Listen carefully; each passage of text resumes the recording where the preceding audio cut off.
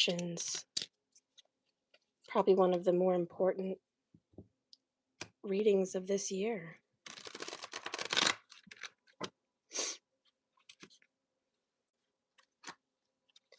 All right. What does the energy want to say? Spirit, please guide and direct me with these cards. Show me the current energy for financial prosperity. For my viewer, what is the prediction? Hi. Hi, girl. How's it going? I will be doing Aries through Pisces. And I'm going to be doing like a pick a card situation just with 2 piles to predict your financial situation. Okay. Let's do this. There we go.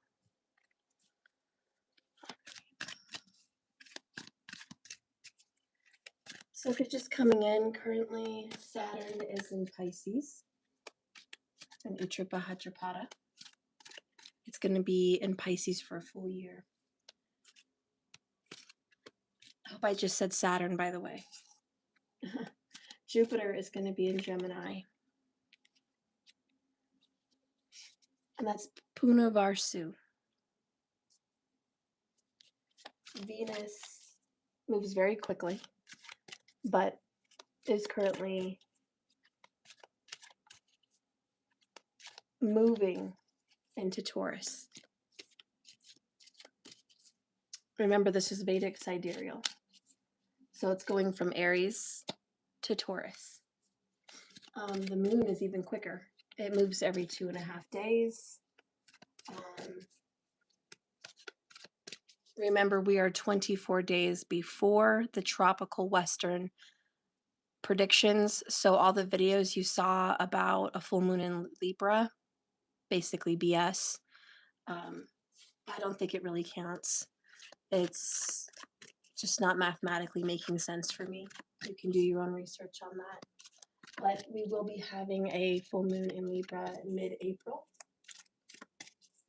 So it's yet to come. Right now, it's currently going from Gemini to Cancer kind of energy, which is a good placement for it.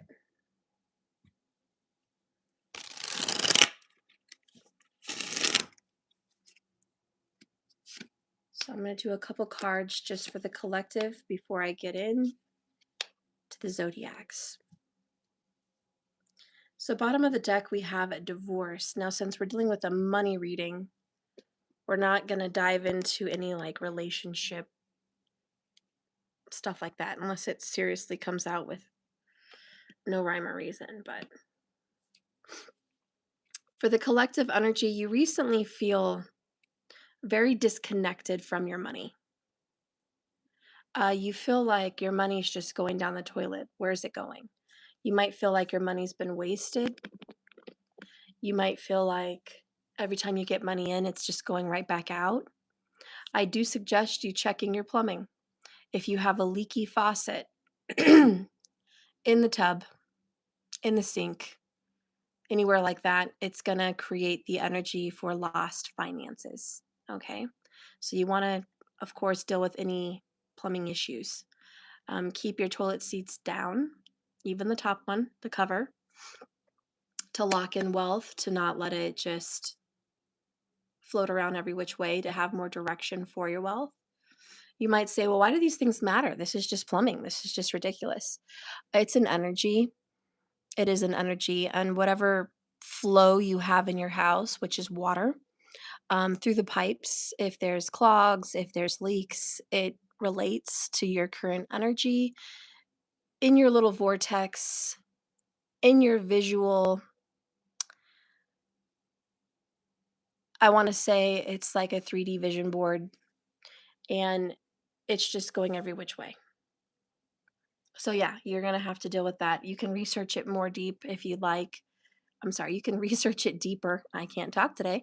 You can research that a little bit deeper for yourself if you'd like to look at plumbing and what that has to do with your money, okay? But it's a big part of feng shui and vastu and just energy work in general. And the fact that we have a toilet coming up, this might be a concern for you. Okay. Also, black is really good for the entryway to bring wealth. Black and gold is usually very popular for your entry to attract wealth. Also, remember not to have any shoes and clutter in front of your door or inside it, or that's going to also create blocks to wealth. One of the biggest other signs you might want to pay attention to that has everything to do with Venus is your car. If it's wrecked, fix it. If it's dirty, clean it. That directly attributes to your wealth. Okay. Venus does represent vehicles in your birth chart. So you need to kind of take a look at that and go, is my vehicle in good condition? Take care of it. It will take care of you. Also, watches do matter. There's certain types and styles for each person, and based on your birth chart. If you want to know more about that, there is a watch course with Kapil Raj on KRS Learn Astrology. So those are a few little points they attribute to it. It's more than that, it's your mindset. So let's go ahead and go into the cards and just see where your mindset is. So we have generations. So this is like a family mindset, right? We've got the Eight of Swords. The Knight of Swords. And the Queen of Swords. A lot of swords. So we're planning. Thinking and planning. So right now your mind is stuck on generational wealth, stuck on taking care of grandma or parents or children or your family. Your mind is directly tied to that. And there might be some generational curses as well on your family about finances that may be on your mind. That whole saying, money doesn't grow on trees. You have to work really hard for what you have. Um, Hard work pays off, all that. That's not necessarily true. I know many realtors, I know many people that are highly successful, but don't work that often. And then people in the same field will say, oh, that can't be. You have to work 10 hours a day. You have to work weekends. You have to work nights. There's no way they're making all that money. That's their mindset. That's the Eight of Swords talking. Bunch of negative, a bunch of limits, constraints, problems that can contribute to the struggles with wealth or abundance and prosperity in general. The Knight of Swords coming out means taking action. And it's like you are executing and taking action on your own ideas, your own thoughts. And currently, what the cards are saying, your mind is ready to be successful and resourceful, but by yourself.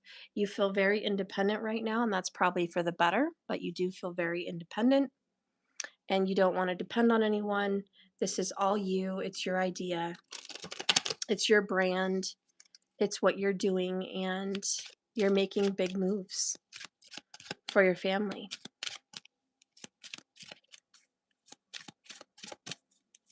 You ever wonder, why do the rich keep getting richer and the poor keep getting poor? That's a stupid saying. I don't like it, but it is what it is. People, for some reason, repeat that saying, and a lot of people believe in it.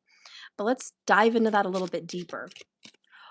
Let's talk about it like in terms of why is it that mean people, unfair people, tend to get more money? You know, they tend to be doing very well for themselves. Maybe someone that did you wrong and they're just living the high life. And you're just like, when is fairness going to come in? When is justice going to come in? When are they going to get theirs? When are they going to lose what they have? And a lot of you guys might be thinking that karma has turned its back on you. It's not for you. But making money and attracting money and wealth has nothing to do with fairness, nothing to do with equality. Great wealth and financial abundance has very little to do with anything emotional. And the reason these people keep getting a lot of money or life on a silver spoon, believe it or not, it's not just family. It's not just their genetics, what they were born into. It is their mindset with money. A lot of them, and you might call these bad people, people that are your enemies, they're doing very well. And it's because they believe that money just comes to them, that they deserve it, that they always get it. Imagine the things they play in their mind, like replay, these words they replay in their mind. This money is mine. I deserve that money. I want this money. I'm going to get this money. I'm going to go make this money. This much money is coming to me. That is their mindset.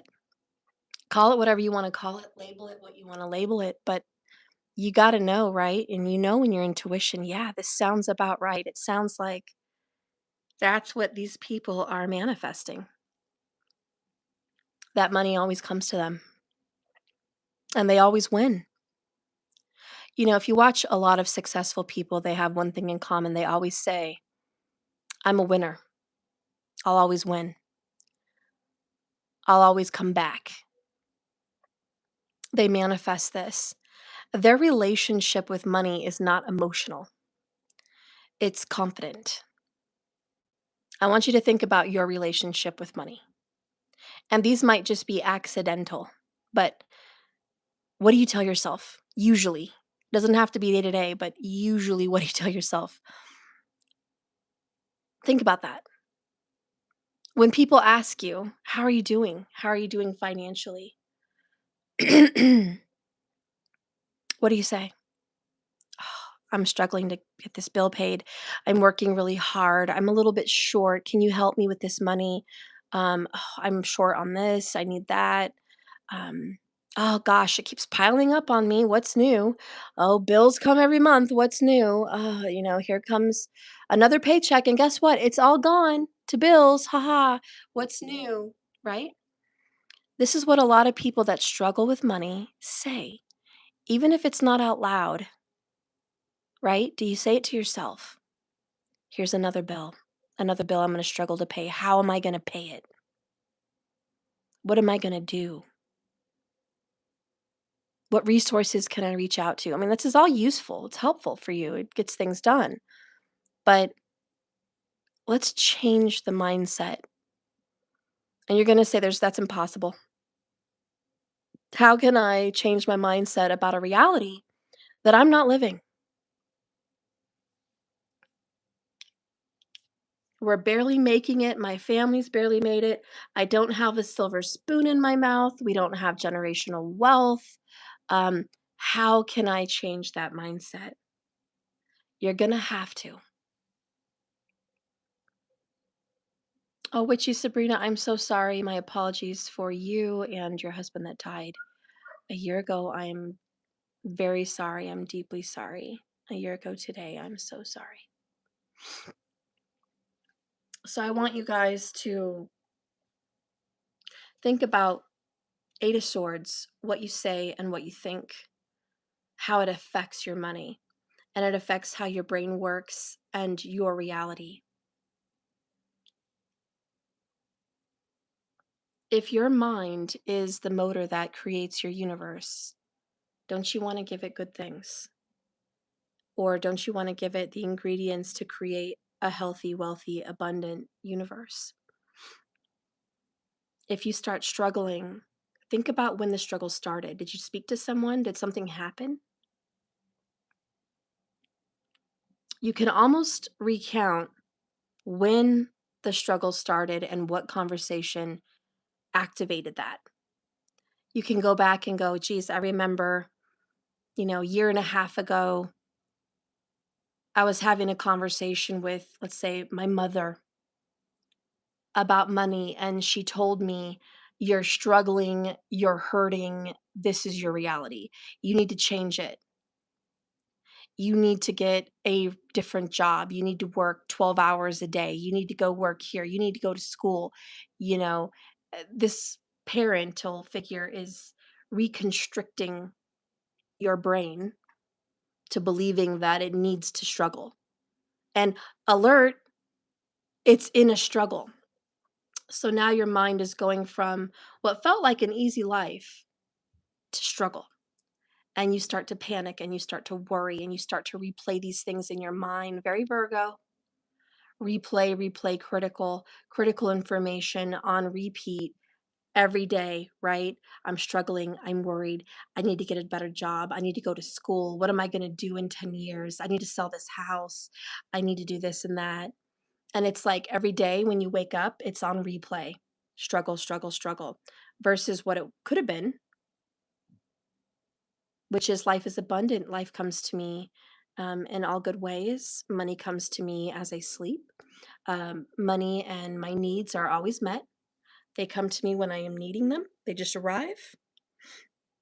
Our family has nothing to worry about. We are blessed beyond financial measure. There's no need to worry. But see, all it takes is one family member to throw a wrench into your financial wellness. And the sad thing is, they think they're doing it out of love. They think they're doing it out of love and care for you. They don't realize they're actually trapping you into a prison system where you have to work for the big man, if you will. You have to slave yourself away for every dollar. And that every dollar you make is going to go somewhere you probably don't want it to go, but it's just going to go somewhere where it tends to be more of a struggle. They don't realize that their quote unquote help has now been an affliction. And it goes through a downward spiral to where now you're on fight or flight mode, Knight of Swords, trying to fight to figure your way out of a financial crisis or situation, Queen of Swords, where now you're having to be defensive. Now you're hurt. Now you're wounded. Now negative things have happened to you. Maybe negative things have hit your credit. This is a spiral effect. Oh, and what did I say? And I didn't even know this card was there. Look at that. We just revealed it. Poverty. You might come from a family that has a poverty mindset. And this is an older generational situation. They just believe life is hard. That's just where they came from. Maybe they grew up in the 40s. Maybe they grew up in the 70s. They just believe life is so hard. It's just so hard. And so they have a poverty mindset when it comes to money. And you have to work since you're very young. Those generations, they had to work to help support their family. And so, yes, they would sometimes work at 10 years old, even younger. And they might have just been physically toiling and laboring for so many years to get what they have. And when you look at them, you're like, oh, grandma, or oh, mom, grandpa, you look like you're doing so well. Look at your beautiful home. Look at your nice car. Look at all these nice things you have for yourself. And they'll say, do you think that came easy? Do you think that came without a lot of pain and years of suffering and hardship? Very Saturn, right? Saturn is very much tied to elderly because Saturn is like, yes, hard work, lots of years, then you get what you want. But that's kind of a very sad mindset. And not all the planets believe that. Jupiter doesn't believe that. Venus doesn't believe that. The moon doesn't believe that. You don't have to just go based on Saturn and his viewpoint. Venus is carefree. Venus is very Paris Hilton. Venus is very, life is beautiful. Spend, luxury, enjoy life. I was watching The Madison. It has Kurt Russell and Michelle Pfeiffer. I don't know if you guys saw that show yet. Wealthy family, of course, but there was one thing that he said in there. He was like, Kurt Russell was speaking about going to Florida and retiring like everyone else. And he said, you know what's really sad? We go to Florida, we see all the retirees, they're in their 70s or their 60s or, mid 60s. And he's like, they work so hard their whole life. And now they're, 75 walking on the beach. They've got arthritis. They can't enjoy the waves. They can't make love on the beach. They're not physically able to enjoy this life. But there they are, puttering around, getting their feet in the sand, looking at the waves and the sunset. And he says, they're all thinking the same thing. It's too late. I worked my whole life to enjoy the sunsets, to enjoy the beach, to enjoy life, to enjoy time with my wife or my husband or my kids. I worked so hard all these years to enjoy it. And now here I am, 15 years left, and that's all I've got. It's too late. And he said that in this show, kind of referencing, I don't want to be that guy. I don't want to be free before I'm too old to enjoy it. You know what I mean? Or after it's too late to enjoy it is what he meant. I'm not repeating all this great, but I want you to think about your ancestors. I want you to think about your family, your generational family here, and think about, do you know a few family members like that struggle their whole life and then finally they're retiring, and what are they doing with it? Mowing the lawn? Watching TV? Right? That's not enjoying a fulfilled life. But they believed that they had to be enslaved to work to have that luxury to lay around. And a lot of them in those days believe if you're lying around, you're not making money. If you're laying around, you're not being productive. That's just the old mindset. You need to get up off your butt, be productive. They felt very Saturn, that's the way to wealth. That's the way to any kind of prosperity. And a lot of them even believed you wouldn't get rich. They would say, hey, you're never going to be rich. That's just not our family. You're not born into wealth, so you're never going to be rich. You might have a good job and you might be comfortable, but you won't be rich. They put a cap on you. They stopped your level of okay. Yeah, they programmed you. And now you're going to go about your business believing that very thing, Eight of Swords, that you are trapped in a cycle of work hard, play later. You are trapped in a cycle that you must suffer for a very long, extenuated amount of time before you can enjoy yourself. These are things you're going to have to reprogram your mind with. And it goes back to you talking about, why are my enemies doing better than me? They're bad. They're not good people. I think today you need to change your mindset and remember, it doesn't matter if you're a good person or you're a bad person. Money is not coming to the good people only or the bad people only. Money is coming to the person that believes money's coming to them, that has a good relationship with money, that knows how to, and this might ruffle some feathers or trigger some people, but let's go. You have to have the mindset, seriously, where you will know that this part of this money is going to be invested. Part of this money is going to be given away. And of course, this money is going to take care of the bills. One of the best tricks you can do to living an abundant life is paying your bills on time. Even if you can't make it, get loans, have a little savings account where bills can just come out of it.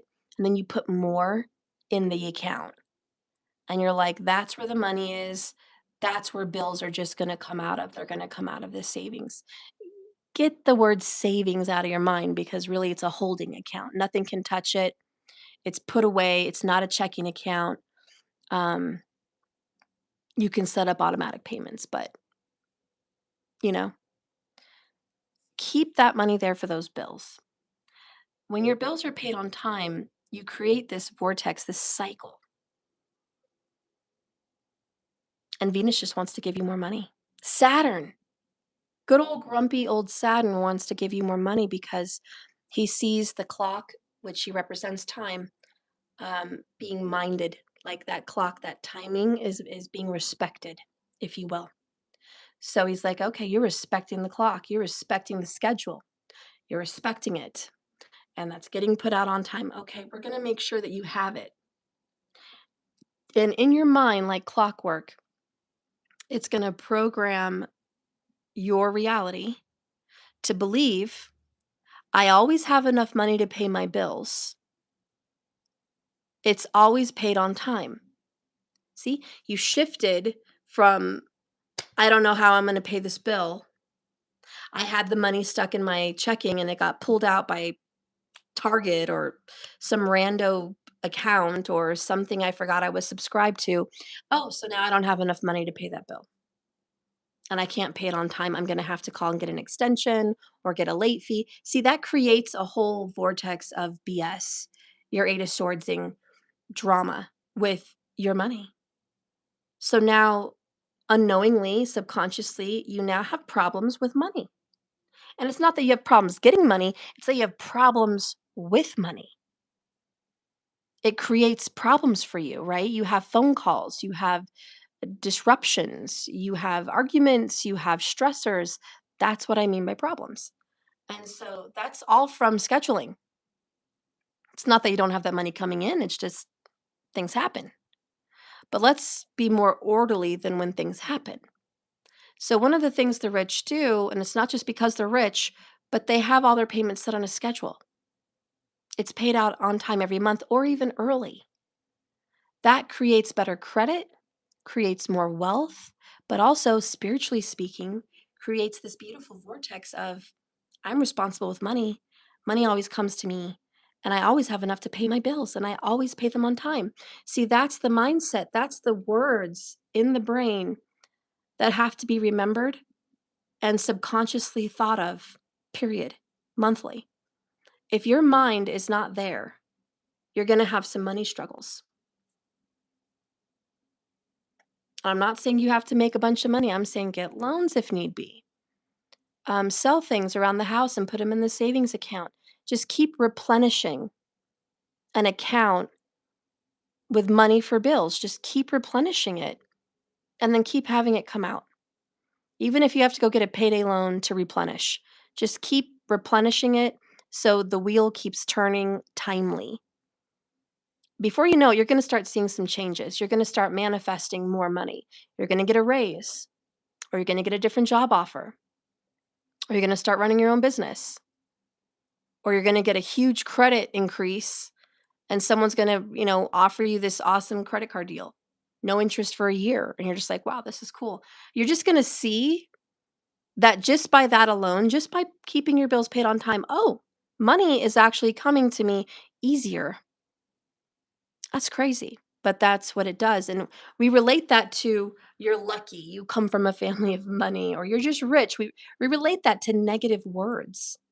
But really, it's a mindset, it's a therapy, it's a schedule. So that Eight of Swords really represents that. Then we have a coffin, which is great. It says death to the negative thoughts. End your cycle, and the eight is the infinity symbol. End your infinite negative cycle of toxic thoughts and toxic words. This is Cat's Got Your Tongue. Watch your tongue, watch your mouth, watch how you speak money onto yourself. Catch yourself up. Even if someone loves you and they're just trying to make conversation, and out of respect in the family or the generation, you're open, you're honest, you share your financial information with grandma, or you share it with your brother or your sister, or you just talk about it openly with people that you love. And you're like, yeah, I'm going through these problems. I have money issues. Oh, this is going, you're feeding the fire. And you're like, this is stupid. I'm just being honest, Steph. That's so dumb. Why can't I just talk about truth and reality with the people I care about? You're going to have to mind yourself. You can call it stupid, you can call it controlling, you can call it whatever you want. You can call it fantasy, illusionary, ridiculous. You can put all the labels you like on it, but it comes down to a true fact. You cannot and you should not be speaking negatively about your financial situation out loud to yourself or to anyone else. And if someone that you love comes to you and asks you, "Hey, what's going on with that bill? Are you going to be able to pay it this month?" Don't say, "I don't know. I'm going to struggle. It's a hardship. Uh, I'm honestly really in a tough spot, blah blah blah blah blah." You're just feeding it. Say something like, "It should be in. I'm working on it. It will be in." If they want a definite date, like, is it going to definitely be there on the 10th? Don't say yes or no because you don't really know the answer. Just say, "I don't know. It could be before. It could be after. It could be on the 10th. I don't know, but the money's coming in. The money's coming in. I'm going to have it. It will be paid." And they might say, "That's ridiculous. I need to have a schedule. I need to know a date." Listen, um, I don't speak about those kinds of things out loud to anyone. That's just my boundary. I don't speak about that. Why? Because you can call it ridiculous, but I believe what I speak becomes things, and what I think about becomes things, and what I feel becomes real. So I want to exit this conversation. If you want to talk about worries and stress, then I can't be a part of that. And, that might offend someone that you love, and they may say, "Wow, okay, you don't trust me," or "Wow, this is important. We need to discuss this." Um, and they might be mad at you. And all you can say is, "If a problem arises, I'll discuss it. But until then, I'm thinking positively about the situation." And I believe that attributes to what money is coming in. So, my money's coming in. You have to speak things like that. So, yeah, coffin death to the negative thoughts and the negative words being said. And if you catch your mom or your dad or, grandpa, all these generational family members that participate in worry and angst around finances, you might need to exit yourself away from that whole scenario and just tell your family, "Look, I'm on a whole new wavelength. I'm over here manifesting. I'm over here uplifting myself. I can't be in a negative environment." And they might say, "Well, that's really offensive. You're calling us negative. We're just being realistic. We're just living in reality. You're living a fantasy. We're not going to take care of you. We're not going to cater to you. We're not going to help you if you're living in your fantasy. You can't just avoid responsibility." Now, if you have a responsibility to someone, like you owe your grandmother rent or you owe your mom, you can't just beat around the bush and go, "I'm not going to answer my phone today," or I don't want to answer their questions. They have a valid reason to ask you, "Hey, rent's late. You owe me. Where's my money?" Um, and you can't just give them a fantasy, answer. You can't just blow them off. You're going to have to say, "Listen, I'm working on getting that money for you as soon as possible. I anticipate it being around the 10th or whatever it is." And they say, "I can't wait that long." You just say, "Well, I'm sorry, but that's the situation." And you know what? They're going to have to accept that and let life work itself out. And you're going to have to accept whatever they do and let life work itself out. Whatever you do has consequences. That might mean selling a house if you can't get the funds on time. That might mean renting somewhere else. That might mean an eviction. I don't know what that might mean. But of course, you have to manifest money in the meantime. So let's say you're facing an eviction, or let's say you're facing selling a home or something like that. What are you going to do to get that money? Anything but their advice. That's what you're going to do. The advice they want to give you is get a real job, get this, get that.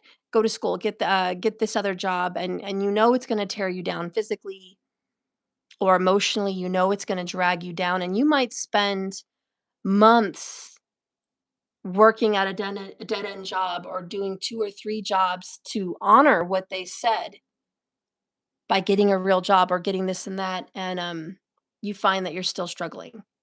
You may be working 12 hours a day and barely bringing enough money to 75% catch up, but never enough. And it's because of the mindset.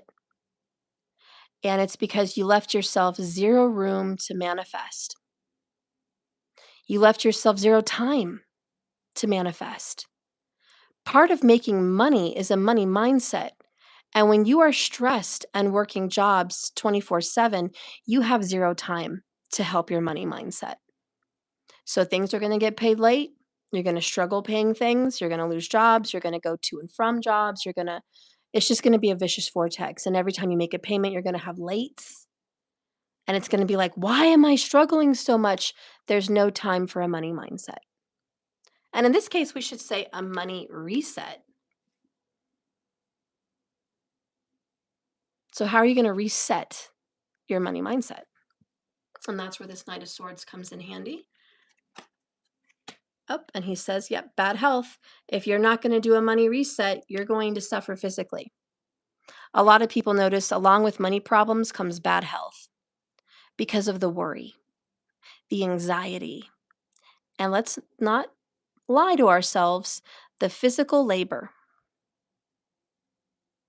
Look how all this is lining up. Poverty, coffin, bad health. It's like, geez, when are you not suffering here?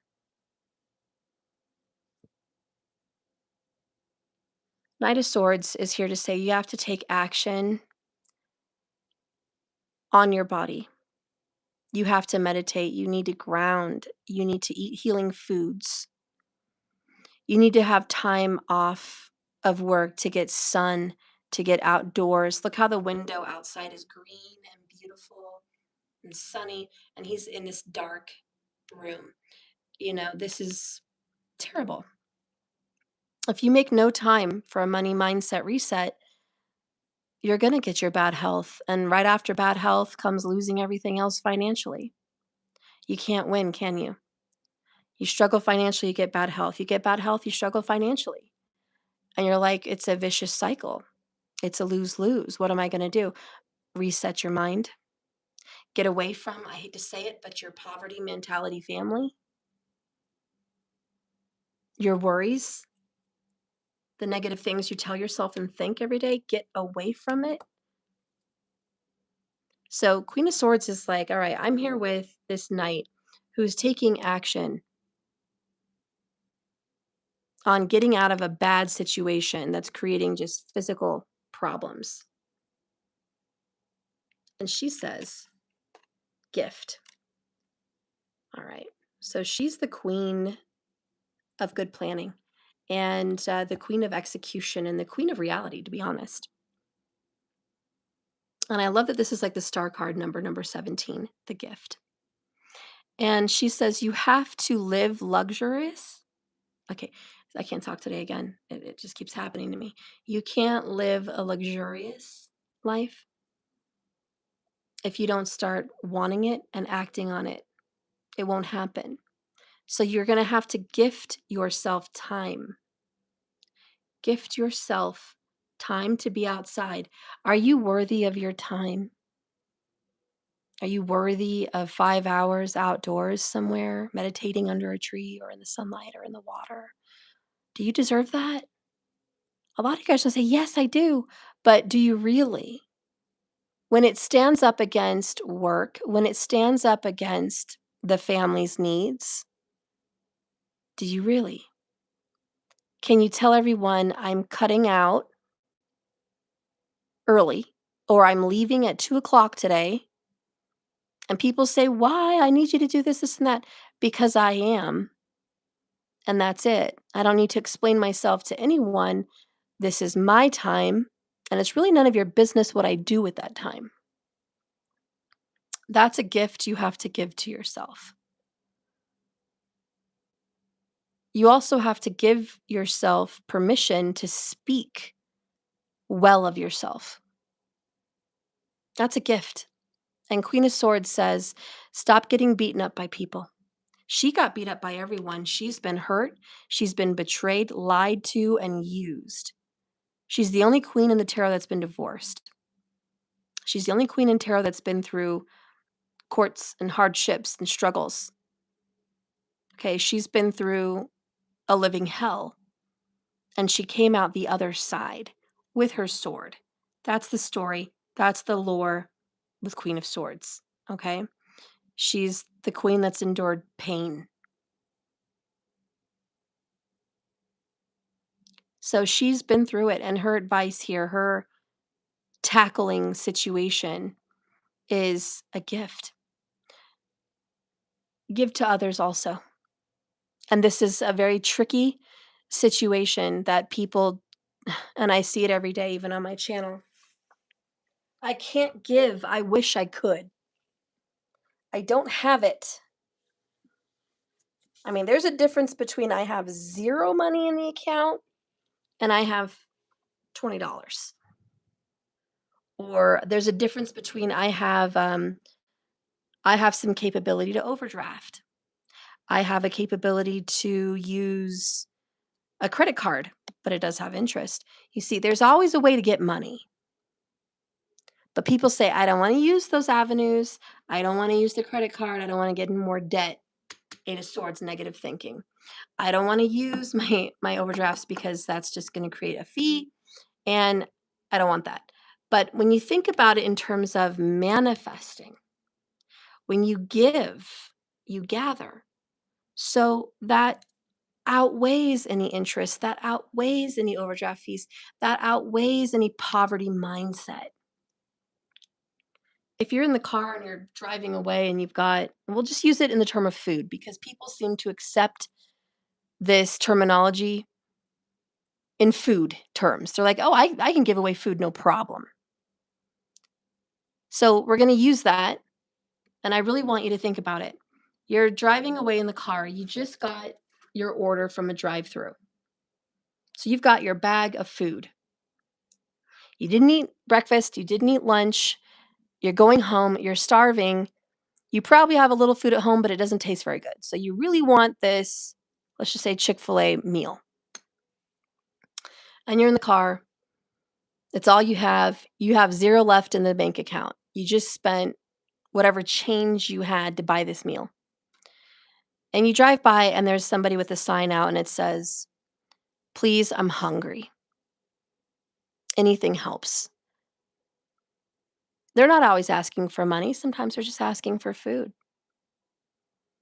And so you look at your bag of food, you're at the stop sign. Now, could you take it home and eat it because you're needy too? Because you're broke, you're hungry.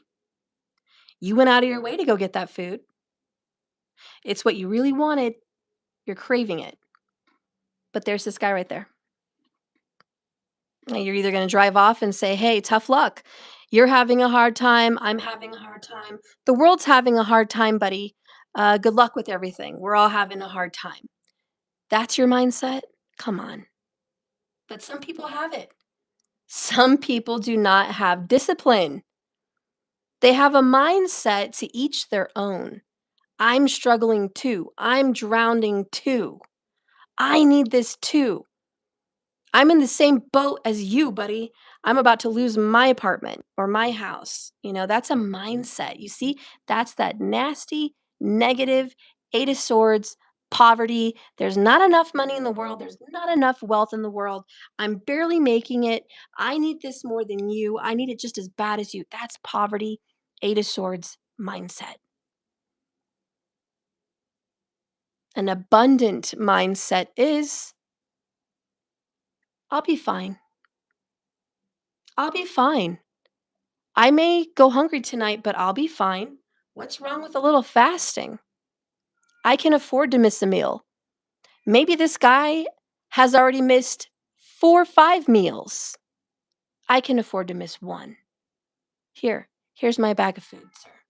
And bless you. May you have a wonderful day, and may abundance flow to you easier than it's ever flowed to you. May you be blessed tenfold. And may you remember this gift and give to others. See, that's something the Queen of Swords has learned, the art of gift giving. And it is very true with abundance. The one that gives gathers. It's not about fairness or equality or the universe smiling down on your good deed. You may think that, and in our mind, it's like, yeah, I want to think that the angels saw me and I'm going to be blessed. Get that out of your mind for a minute because that's fluffy and cute. But let's be realistic with our money manifestations. You now programmed your mind to thinking, I'm not without, I'm fine. And when I have something, I give to others. My cup runneth over. The universe, the planets don't care about your emotions. They just give energy. Energy doesn't disappear.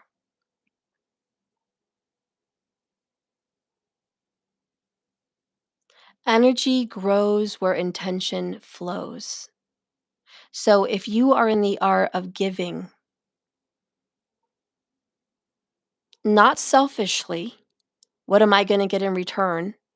But if you are generously in the vortex energy vibration of giving, even when you have very little, that multiplies your energy to grow with more wealth. And that very moment was the beginning and the start of a resetted money mindset. Now your brain is thinking, well, we're fine. We have more money coming in. We have more food coming in. We're going to be just fine. It doesn't think about all the details. Well, what if that homeless person isn't really hungry? Well, what if we go home and there's nothing there? Well, what if we don't have any more money tomorrow? That's not what your brain is thinking about. Your brain is thinking, we have enough. We have enough. I have enough to give. It's very simple. That very act, that simple thought in your mind, which you're not even thinking because it's subconscious, is I have enough to give. It's a very tiny little mustard seed, but it plants and it grows, and your brain starts to think every day, I have enough to give. And you're just going to get opportunities at that point. You're just going to get dollars. You're just going to get money. You're just going to get job opportunities. You're just going to get blessed. You're going to get raises. You're going to get tips. You're going to get growth in your business. You're going to get all kinds of things. You might meet someone that's very wealthy. There's so many ways the universe is just going to bring money to you. It's not one way. You think the universe just sees money as you're going to be successful from your business? No, that's not just the one way. You might marry into money. You might meet a very wealthy person that has a whole family full of money, and money is not an option. It's like it's given. That could be the way you inherit your wealth. It could be you meet someone that just wants to bless you. You meet some random person you've never known in your whole life, and she's 120 years old and she's on her deathbed, ready to go, but she's spending her last day out getting ice cream. And you meet her, and she really likes you, and it's just random, and she just asks you for your name and number, and then you get a call from a lawyer. 24 hours later, she passed away. She put you in her will. She wants to give you everything. A lot of you guys are like, that's impossible. That's crazy. Listen, it's crazy to you because you don't believe it, but it happens to people. There's even a true story movie, and I think it's on Angel Studios. Some guy was given a house. Some old guy had no one to leave his house to. He had quite a large property and a beautiful home. And this maintenance guy came to help him like fix his house for free. He was like, I'll help you fix your closet, or I'll do whatever for free. I'll just do that for you. And he was like, why would you do that? And he's like, well, because everyone needs something, you know? And he was like, well, you're having a hard time with your family. You can't even afford a roof over your head. You're struggling to keep a roof over your head. And he's like, I know. But you know what? Life's short. And I give where I can. Hello. Hello. I give where I can. Why do these movies come out? They're stories. They're trying to tell you something. When you have nothing, you still have something to give. But when you set yourself up with a poverty mindset, I don't have enough, I'm broke this week, I can't afford an expenditure, boom, you are setting yourself up for failure. And next week, you're going to be worse off. And the next week, you're going to be worse off. And next month, you're going to be in the same boat. And guess what? It's going to be on repeat. Yeah, you're going to be living a rerun of struggle. And you're going to sit here and wonder why. And you're going to look at the world and say, it's not fair. And you're going to get mad at rich people, and you're going to get mad at your enemies that are doing well. You're just going to get mad, and you're like, life is not fair. Justice isn't fair. Karma's not fair. I'm mad at the world, and it spirals, right? It just gets worse and worse. And then the anger and bitterness comes in. It just adds to more problems. And then here comes bad health. And then it's like, wow, not only did my life start to suck 10 years ago, now it really sucks. Now I'm, 2 feet into the grave, struggling for life. Your abundance mindset is not just about money. It is your health, wealth, and well-being. But so many people tend to get stuck. Anyways, Queen of Swords says here, the only way out of your condition is money manifestation. You're going to have to give. And not to expect something in return, but to be the giver, to be the gift. Comment on someone's page if you're broke. Share the video, like it, subscribe. Tip whenever you can to someone who gives you their time for free. Give to the homeless, give to the needy, make a meal for someone.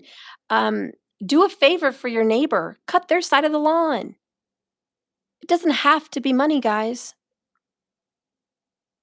Give. Be a giver. Give compliments. Give. Give everything you can. Give when you can. And when you think you can't, find some other way to give. Refer someone to a friend. Give something. That is the abundant mindset. And so Queen of Swords wants you to utilize that. All right, I'm almost done with this collective reading, and then I'll do the zodiacs. I've already been on 50 minutes. Sorry, this can go on and on. We're going to clarify your mindset here with money. I've already been on 52 minutes. Please rewind so you could hear some of this important talk on manifestation. Your family history is living a lie. They're living a lie, they're believing in a lie, and this is an old generational mindset. It has to go. You do not have to work hard for your money. You do not have to, and I mean have to, meaning it's a must, it's a requirement. That's a lie. You can, it's a choice, but it's not a requirement. Look at that coffin, 10 of Swords, 8 of Swords. You have to kill the negative thoughts. These are just confirmations coming out from a new tarot deck. And look what's at the bottom. 8 of Swords. 10 of Swords, 8 of Swords. Literally clarifying what we're just clarifying, 8 of Swords. You've got to kill the negative words, the negative talk. If you catch yourself making excuses, well, they do this and they do that, and that's not always the case, and what if, and but, and well, some people don't want that. Some people find it offensive to give them something. Some people want this instead, or I don't know them that well. There's so many excuses. 10 of Swords it. Shut your mouth, quit the negative talk, and give. That is I hate to say it, but that's your key, a trick of the universe, if you will, to earn more money, to get more money. What's wrong with getting money? Why do you have to earn it? See, that's another mindset that has to go. Well, don't you have to earn money? Yeah, earning money's great. That's not the only way. Hello, gifts. Hello, easy street. Hello, luck. Hello, good fortune. Hello, blessings. Believe me, honey, working for it is not the only way. So let's kill those negative thoughts and those state of minds that leave you trapped and stuck in a belief system. Let's clarify your money mindfulness with the Knight of Swords. Oh, we have another horse going on here, and this is the, I can't see my contacts. This is the Six of Wands, the triumph, the victory, and the win. And so Knight of Swords says if you want a victory, if you want to win over your health, you need what? Confidence. Confidence, and put yourself around the right people. God, that's another key ingredient to abundance. You're never going to make money around the wrong people. 3 of Cups. Okay? Your friend circles matter, and that is something I didn't touch yet. 55 minutes in, look at that. Change, challenge, confrontation. This is going to be a trigger. You might have to cut off some of your negative friends. You're like, they're my bestie. Listen, you might not need any friends, but you definitely can't have the wrong friends. You can't be around your family that you love so much if grandma is always bitching about money or mom is always in a negative vortex about money. You got to send them their little cards. You got to visit them for 30, 40 minutes when you can to give them a hug and a kiss and tell them you love them, and you got to go. They are poison. And sometimes your loved ones can be poison. And you might even have a lover that is poison, that they are the same way. They are just reinforcing negativity, and you got to go. So 6 of Wands is saying have victory over your life. Take charge and control over your circle. The things that you put yourself around, the people you put yourself around, they set you up for your financial abundance. If you want to find a good partner, you're not going to go to the club. You might go to a seminar. You might go to a golf place. You might go to hotels where people come and travel, and you know where to find them. You know, you might want to put yourself in situations to come across people that are different than you, that live a whole different lifestyle than you. Maybe you want to put yourself at a gym because you want a healthier, more beautiful lifestyle. But some gym people are broke. Just saying. You know, put yourself around people that you want to be like.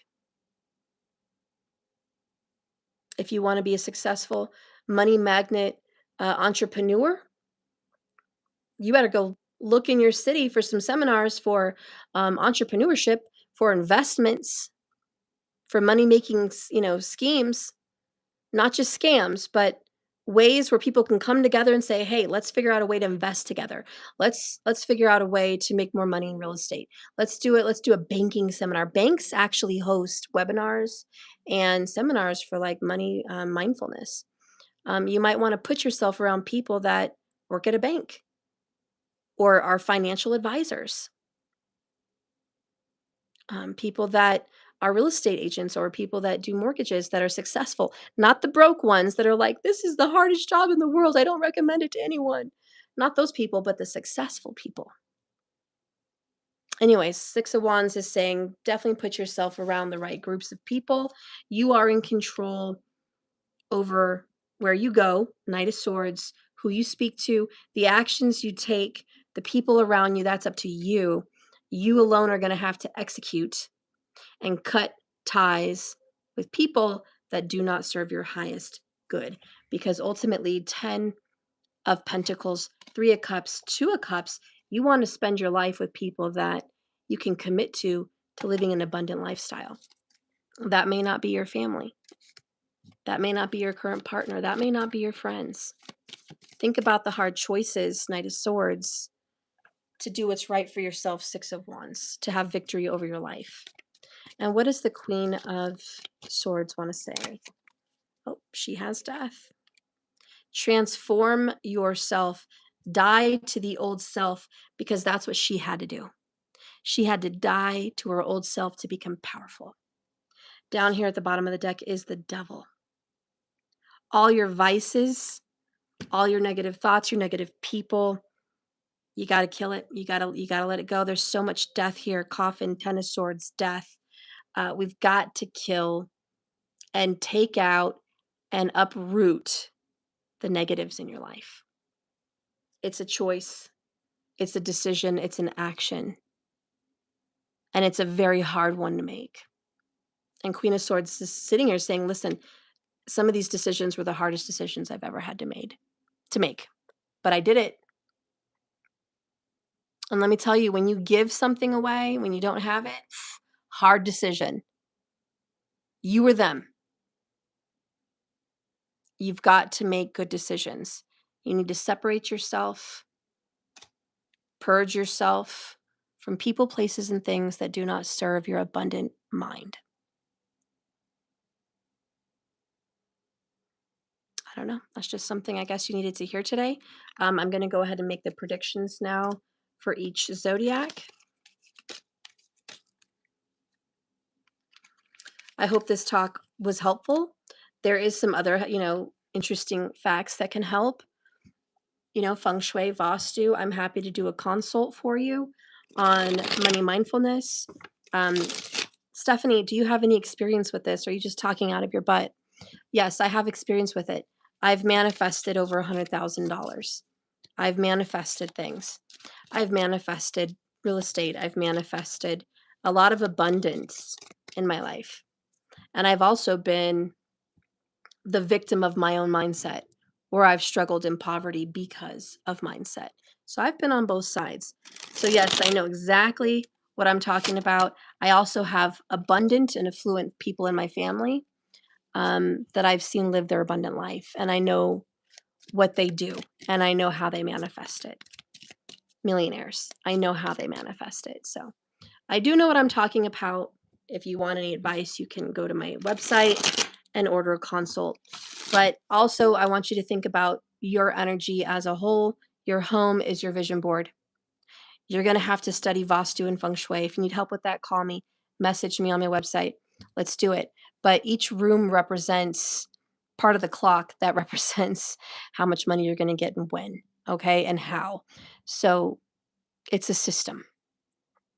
You have a wealth corner, you have a romance corner, you have an entryway, you have your back door, your whole blueprint of your house. The layout matters. The directions, north or east or south, matter. Um, the statues or pictures or images you have in your home matters. There's a lot of details. The colors you wear matter. The window drapings matter. The types of jewelry matter. When you cut your hair matters. There's so many things that matter. And they are keys, tricks, shortcuts into getting into your manifestative mindset and your money making machine. They are all bits and parts and pieces to a money making machine, which is you. And you're going to say, well, money's not everything. Okay, well, then you should probably leave my channel. If money's not everything to you right now, and you're just like, your relationship with money is not important. Either A, it's not important because you have millions and it doesn't even affect you and you could care less about money because it comes to you easily, freely, and without measure, then you're already living the dream. Or because you're so in poverty that you hate money, you hate people with money, you disdain, you dislike, it disturbs you. Money disturbs you. And if that's you, you're very negative, and that's a problem. You should check it. Because your abundance and the world that we live in works on money. It's as much as you hate pollution, you have to drive your car and it requires gas. So tell me how all these save the world people still drive cars. Are they riding horses everywhere? No. As much as you may dislike a system, you have to abide by it. Saturn. So we may not like gas. We may not like how gas is manufactured. We may not like the issues with gas and oil, but boy, we sure use it. We're not out living in a homestead somewhere without the use of cars or electricity. And if you are, high five. I don't know how you're watching this channel.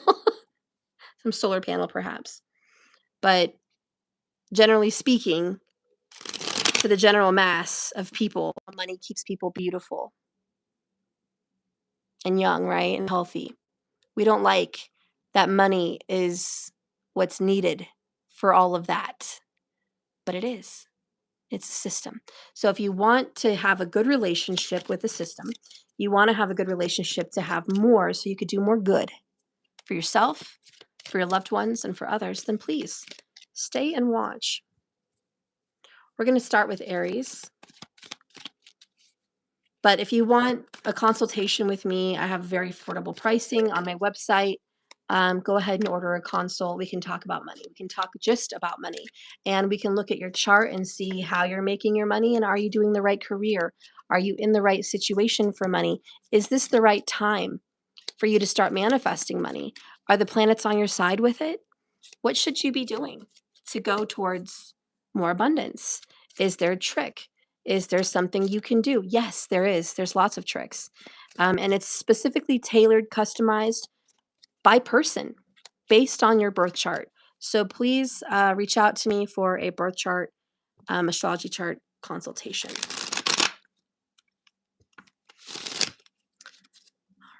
Let's start with Aries.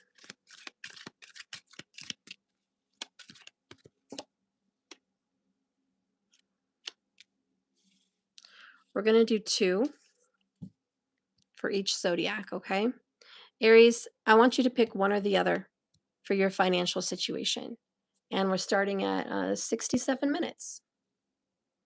All right, 67 minutes in, we're starting with the zodiacs. Aries, which one do you want? Which is your story? This is going to be an outcome for your money, and you're going to have to pick. You don't get to pick both.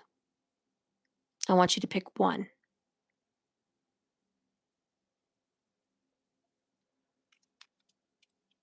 We'll start with this one. Aries, your outcome is the Ace of Wands.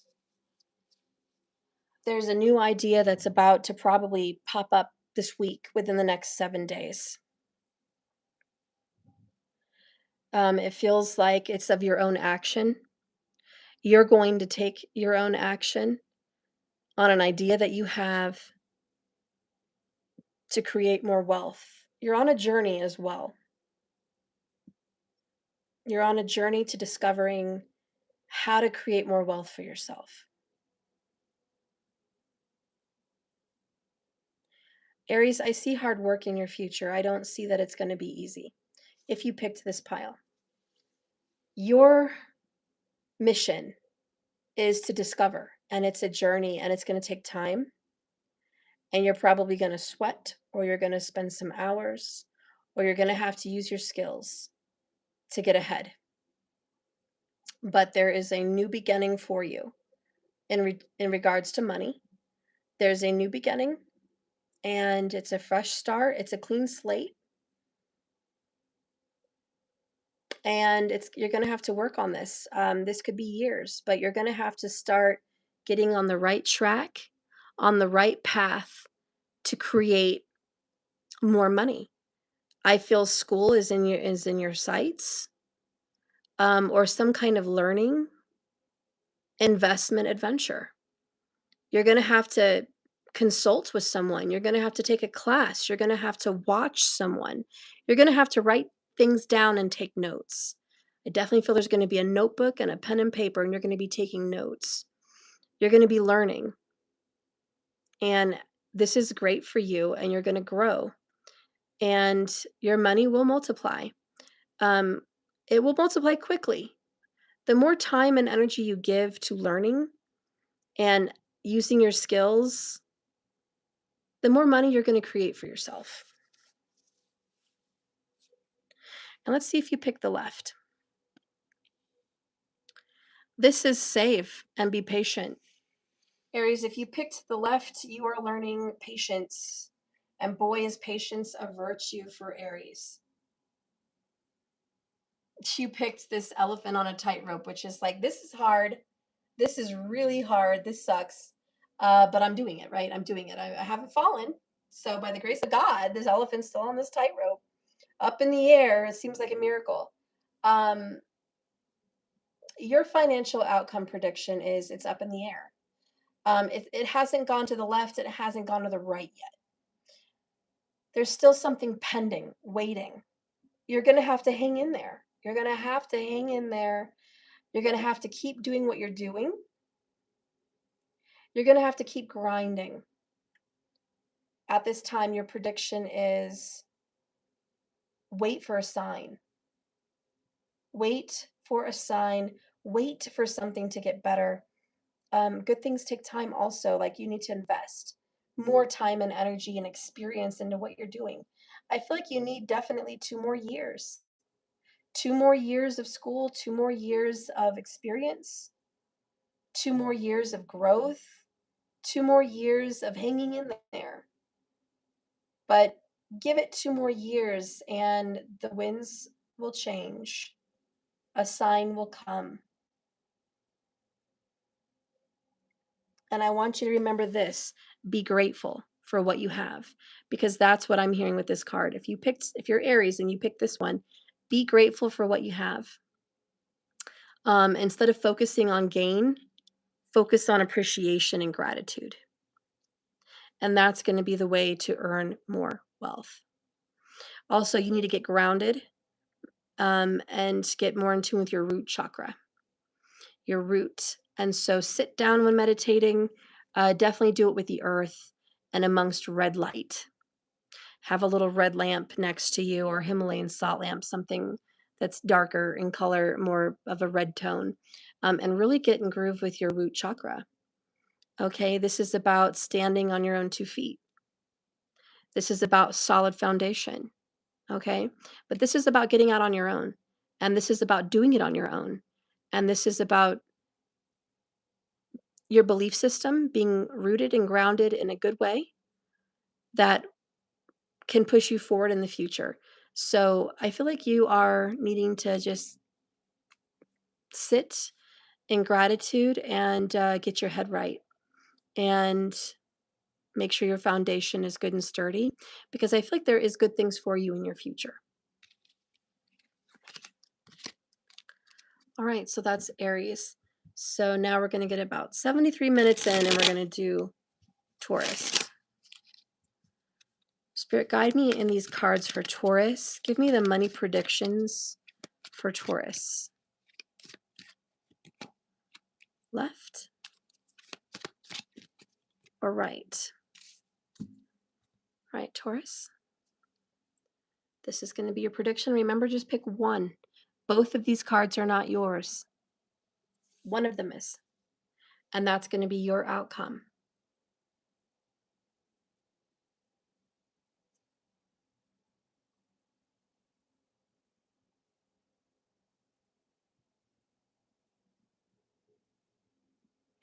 Start with this one. 6 of Pentacles. Santa Claus. And this is classic. The one that gives gathers. You know, Santa Claus, very Saturn, right, is about balance. And sometimes you give more and sometimes you give less. You give a little more to someone else and a little less to someone else. It's measured by deeds. It's measured by the observation of the beholder. Who needs more, when, why, how, all those questions. Very Virgo. And it's about analyzing and making good decisions. If you picked this, you need to be mindful of your spending. You might feel like Santa Claus comes 365 days a year. He doesn't, just 1 year, 1 day per year is what I mean. So give to yourself, but time it. There needs to be a schedule. There needs to be financial awareness that you have this much spending money. This other bit goes to bills, and this other bit goes to your generosity. And there's one clue in here, Taurus. If someone needs something, give. There is something here about giving. If you have plenty, if you have a whole bag of money and someone needs it, give it. It will come back to you tenfold. That's a good deed. If you have extra, if you have something in savings, if you have hundreds of dollar bills in a safe somewhere, if you have an abundance and someone that you love or someone that is in need that you care about can use that money for better good, give it. You don't have to expect it back, but give it and watch. You're going to get more than you ever put out. Expect to be given with an increased measure what you give out. And this is just an omen. This is a prediction for Taurus. If you picked this card, the situation may arise where you may have to play Santa. You may have to be the gift giver. You may have to be the one that funds something for someone or treats other people to something. But know that it's not something you need to keep account for in a notebook and say they owe me. This isn't an Italian wedding, okay? This is the measure of your heart. And right now, the universe is measuring your heart. But there is a definite clue here. Be careful on your spending. I keep getting that for you, Taurus. Don't overdo it on yourself. Have some balance. Okay, so have some healthy balance. But I also want you to know what I'm getting from this card is you are a giver. So that's not without question here, okay? If you're a Taurus, if you pick this card, you are a loving and caring and giving person. I feel that's your energy. You're a giver. Don't forget to give to yourself, but you are a giver. It's seen, it's acknowledged. The universe sees your givingness, and much will be given back to you. I feel like you should know that. All right, so the other card here, if you pick this one, Taurus, ooh, prediction, desire, passion.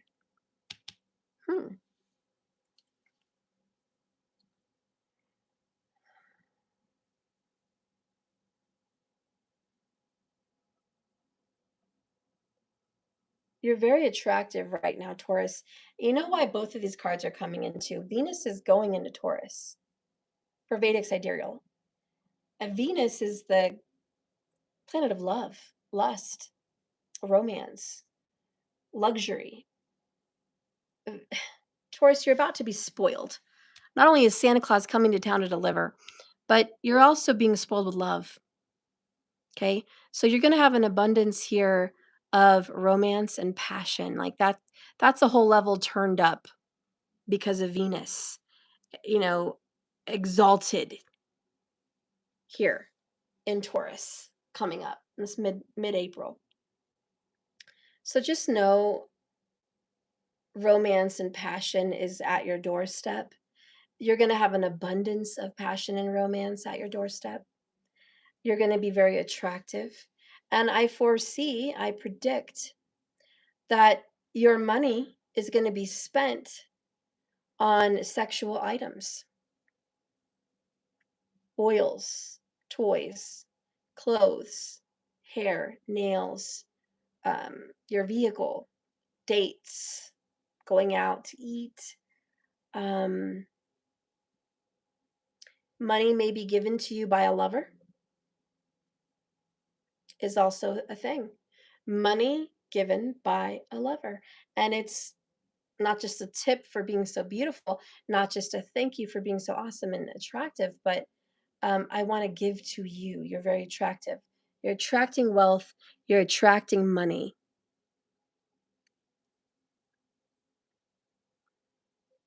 So a lot of your desires are going to be met. And that's what's being predicted for Taurus.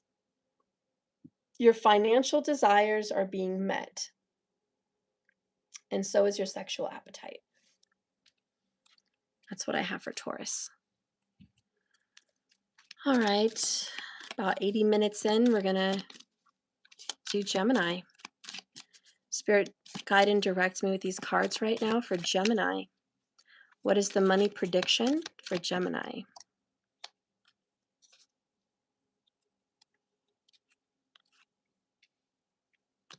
Okay. Gemini, remember only one of these cards is your prediction. You cannot have both. Okay. One of these is going to predict what's coming out for your future financially. Start with the right. Queen of Swords. This kind of goes with our collective reading today. And this is making good decisions financially, planning for the future, executing caution, and executing people out of your life that do not serve your future, meaning they have no place in your future.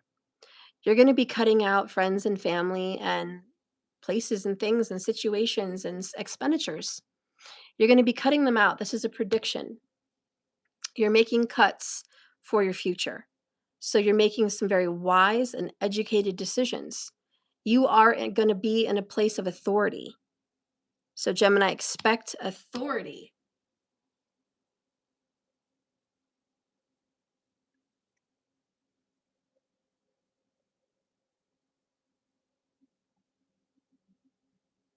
And Venus is with you right now. It's moving into Taurus, but it's like a current vibe. You feel like it's your moment. It's your moment to seize the day. Kritika, Nakshatra. It's kind of where Venus is right now. And it's being very critical. And it does represent the knife and splitting and cutting surgically. Very precise cuts. So you're going to be making some serious cuts on your spending. Excuse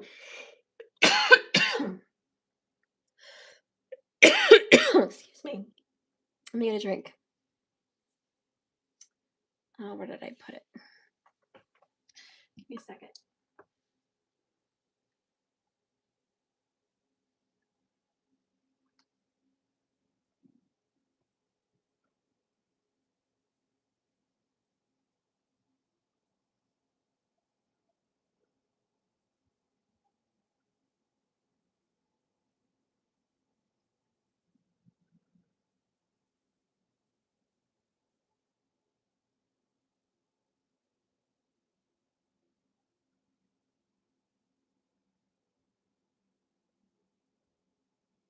All right, sorry about that, guys. I forgot my tea. Choking here. Anyways, Gemini, you're going to be making some choices on what and who needs to be dealt with in your life.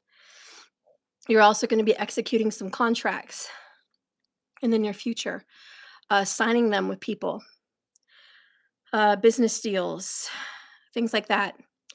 And you're going to be in charge. So I see leadership and I see independence in your financial future. All right, now what if you picked the left card? Gemini, Page of Swords. This is research, learning, money mindfulness. You're a student learning how to create wealth. If you picked this, you're going to be joining seminars, you're going to be watching podcasts, YouTubes, you're going to be taking classes. You might, I don't know, but you're going to get involved. You're going to be social and you're going to be part of something. And you're going to be researching how to put yourself in the position to make more money. You're new. You might be younger, or you might be a lot less experienced than others around you, but you learn fast. And I think that you are well on your way with something in the multiples. This might be multiple properties, multiple bank accounts, multiple classes. I don't know, but I feel multiple. You might have to duplicate yourself here to get all this work done. I don't know, but you're going to be multiplying. Okay. I also see you building a website or maybe starting a business where you do websites. Something like that. You're going to be um, maybe just looking at websites and subscribing to certain kinds of websites. You're also going to buy a new wristwatch. Maybe you watched Raj or Kapil Raj's wristwatch series on wealth, but I think you're going to be buying one if you picked this card, and you're going to be purchasing it very mindfully, knowing that this is going to create wealth while you sleep. So I foresee this beautiful watch or this very precise watch in your future that's going to help you be mindful on how you create.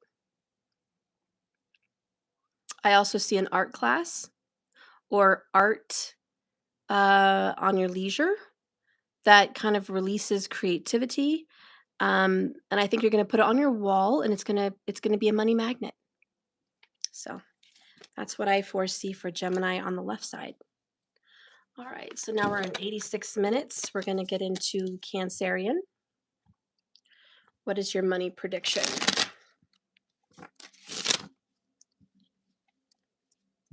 If you'd like a consult, please go to my website. I'm happy to work with you and help you manifest whatever it is you need, whether it's relationships or money. Today, we're just focusing on money, but I am here to help. Spirit, please guide and direct me for the sign of Cancerian. What is their money prediction?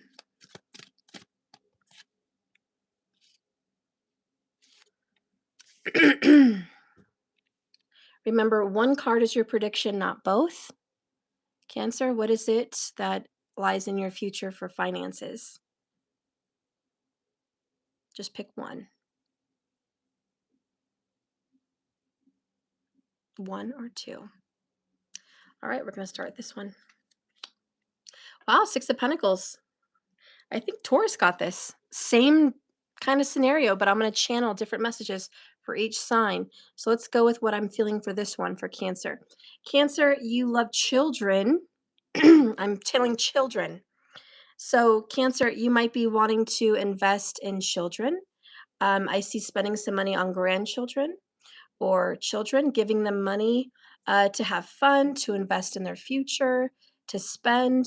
I see playing games. You're going to be spending some money on video games and going out with children and doing fun things with them. All right. I also feel like you are Santa in your family. You are the gift giver in your family. So I see you giving gifts here in the near future, just buying things for people. Your generous mentality is going to make sure that you always have a cup overflowing. So, Cancer, I see that you'll always have enough. You'll always have enough because you're always giving. So, in your near future, I also feel like you're going to be given a gift, a surprise gift. I also feel like someone that you didn't expect is coming to visit you, and they're going to bring you a gift. This could be an aunt, this could be an uncle, this could be a best friend, this could be an ex-lover. I don't know, but this person's going to show up and you haven't seen them in a while. It's like a blast from the past, and they come bearing gifts, and you guys are going to have a good time. I see a lot of just joyful spending, honestly, Cancer, in your near future. As far as work, I don't think you work very much. Or if you do work, it's something you love to do. You love to do what you do. You find pleasure in what you do, which is a very beautiful, abundant mindset. So I want you to know, if you've been owed money, it's coming to you. This is a prediction. If you're always giving but hadn't gotten it back yet, it's coming. It's coming back to you soon, and that's a prediction. I also see teddy bears in your near future. So you might buy one for nostalgic purposes or reasons, or a teddy bear may represent something for you. That may be a good luck charm. It may actually help you manifest more wealth in some way by stirring up memories of the past. All right, now if you pick the left, let's see this one. So we have here the Empress in reverse. That's not good. That's not a good card to get in reverse. It's usually someone who's selfish and in a poverty mindset, and someone who does not like to give and who's kind of a controlling mother or a controlling wife. It's not positive. So to see that we see this in your future, a negative aspect. Every reading can't be positive. Bear with me. Cancer, I see a stingy wife or a controlling and greedy mother in your future that is trying to take from you. I also see that you're being drained financially and taken advantage of by your children, very possibly, or a mother or grandmother, okay? But you're being used. And this is probably more served as a warning. Be careful. Don't become someone's on and off faucet that they can just turn on at any given time and money just flows from you, that the giving is endless from you. You need to know when to call it enough. You need to know also when to say no. So there's something coming up in your future. And I also feel like it's a church. I got a random hit that Cancer, you might be attending a church that's wanting a great deal of money. Be very careful. Be very careful. um, know when to say no. There's obviously someone toxic in your life that wants to pull assets from you.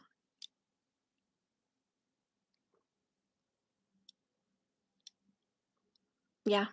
And this card's just going to serve as a warning to say no. And to give to yourself. You don't spend enough time taking care of yourself.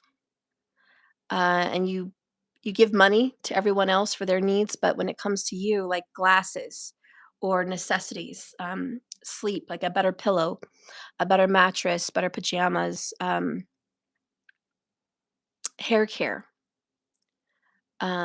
food. You're not taking care of your medications perhaps, or you're not, you know what I mean? You're not doing what's needed for you. Um, this card comes as a warning, as a prediction.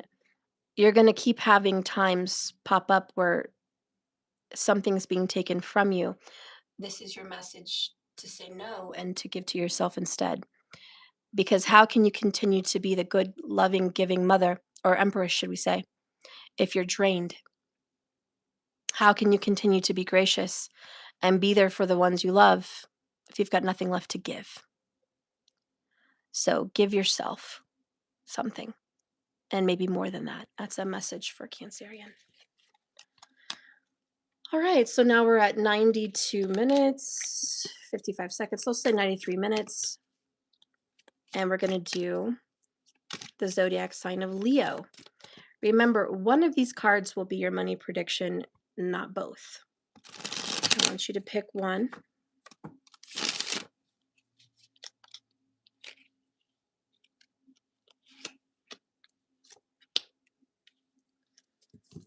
right. Okay, Leo. Give you a second. Pick one. This is your prediction for the near future for your money matters. Please rewind to the beginning and watch the collective. That was a very good reading, I think, too.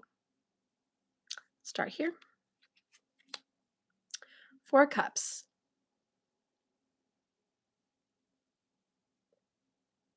This is I don't have enough. There's a disappointment coming with money, Leo.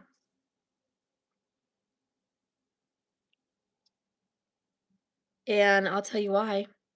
You keep turning down other offers, other options. People are offering you a different job or a different way to make money. I even hear the term, you could marry well, you could marry rich, or you could marry into someone that has money, but you're turning it down. So it's there in front of you, but it's a missed opportunity because I sense some stubbornness. I'm sure that's not a surprise to you. Leo is one of the fixed signs.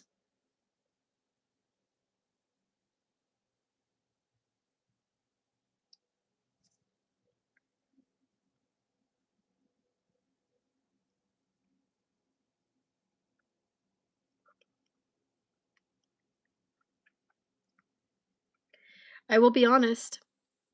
You are hyper focused on all the negative in your life that it's too much in your forefront to look at any good. Something happened, and it could have been a divorce, a separation, a recent job loss.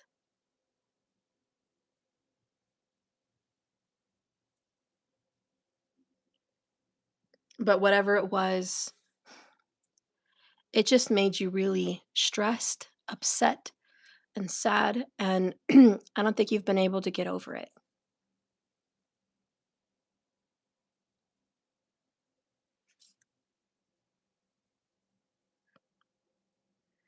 And instead of looking at now what lies in front of you, this other good option, this other good opportunity, or this other person, this other place, this other thing, you'd rather just sit there and kind of mope and be upset about what was lost and not what you still have.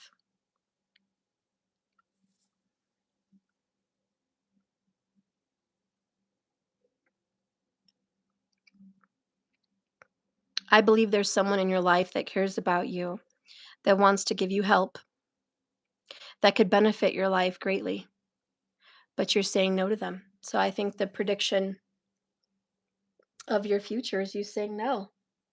And if you're watching this, just know that might be a very big mistake. You might want to think twice about this turning down of whatever offer is coming up ahead, because there's some kind of divine answered prayer through this other person or offer.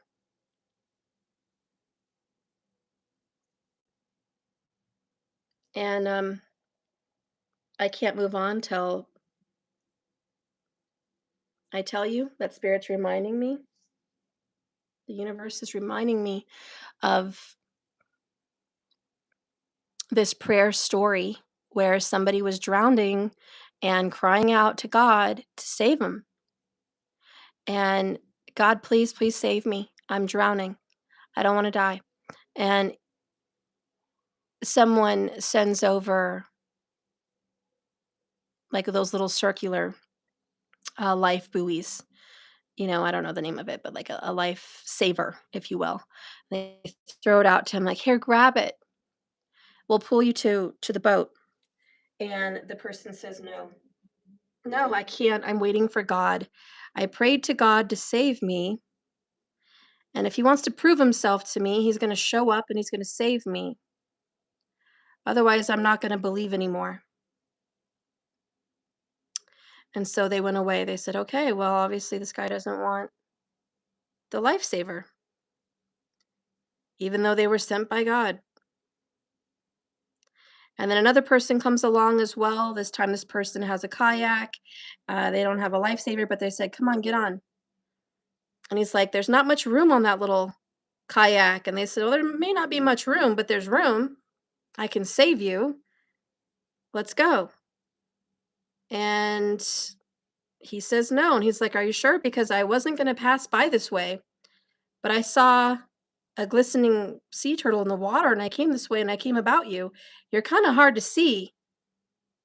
If I leave, there may not be a chance anyone else is going to see you. And he's like, you know what? I'm waiting on God. I prayed to him. I asked him to show up. And I'm going to drown then, because I told him that I'm not going to believe in him and I will lose all my faith if he doesn't show up and help me. And I prayed and I'm waiting for God. I'm like, okay. And they left. Last but not least, another person shows up, same scenario. Person shows up offering help and assistance.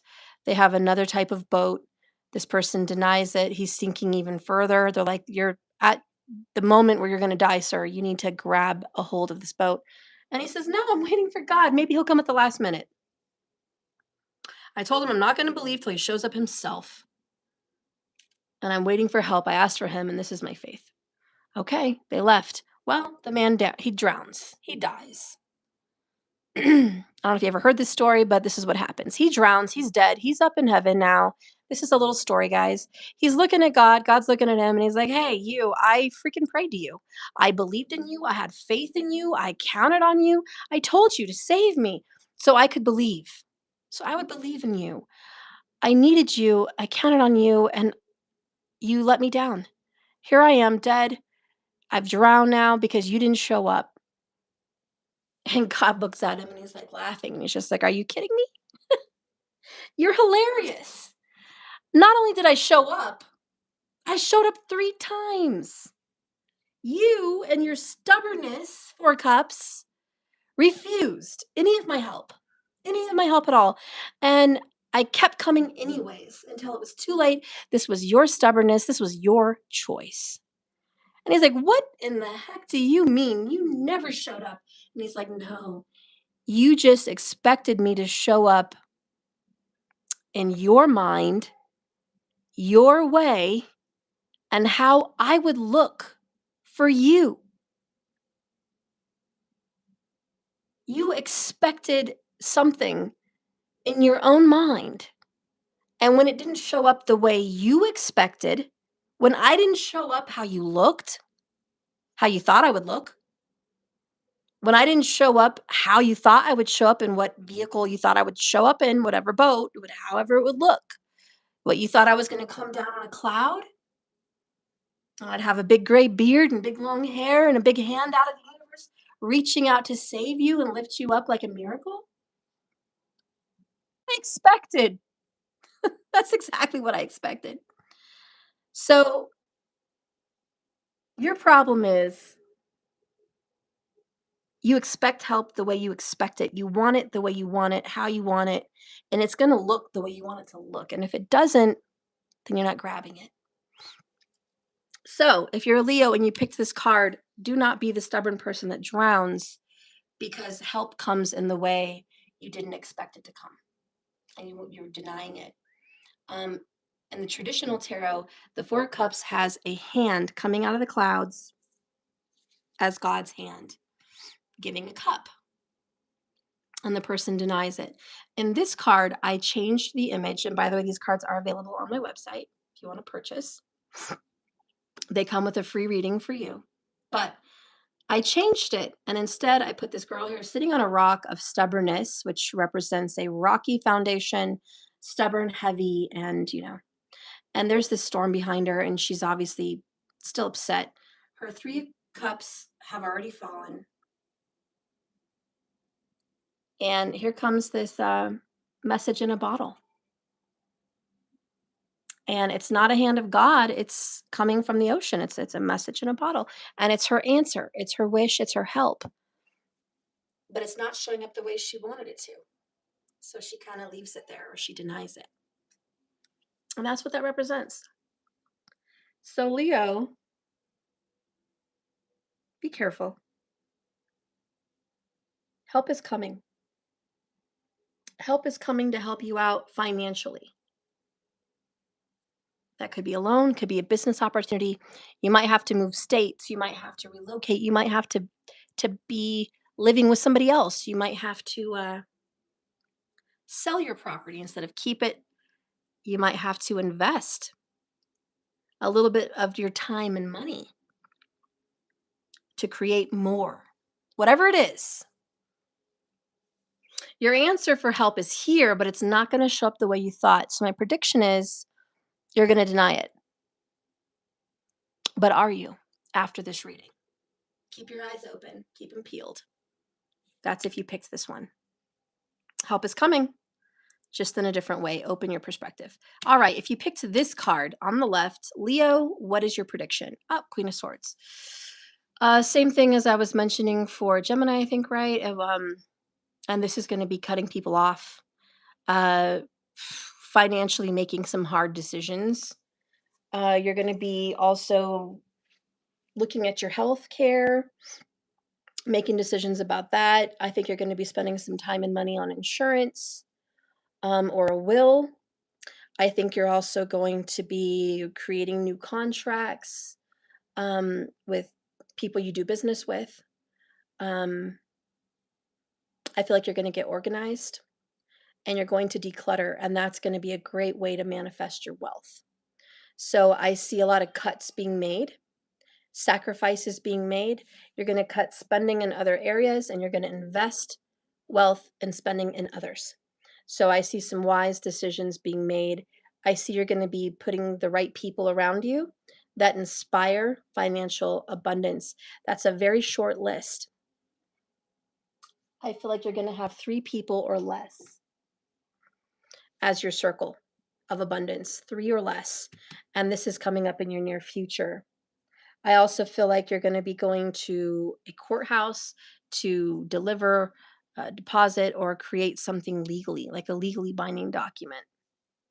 And it will have to contribute to your wealth in the future. There's some kind of investment that will be made. So that's what I see for Leo. All right, so let's get into Virgo.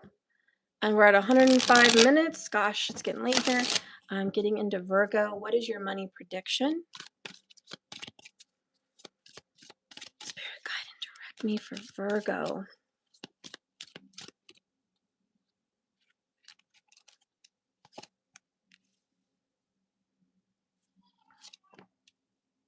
Remember, one of these cards is your prediction, not both.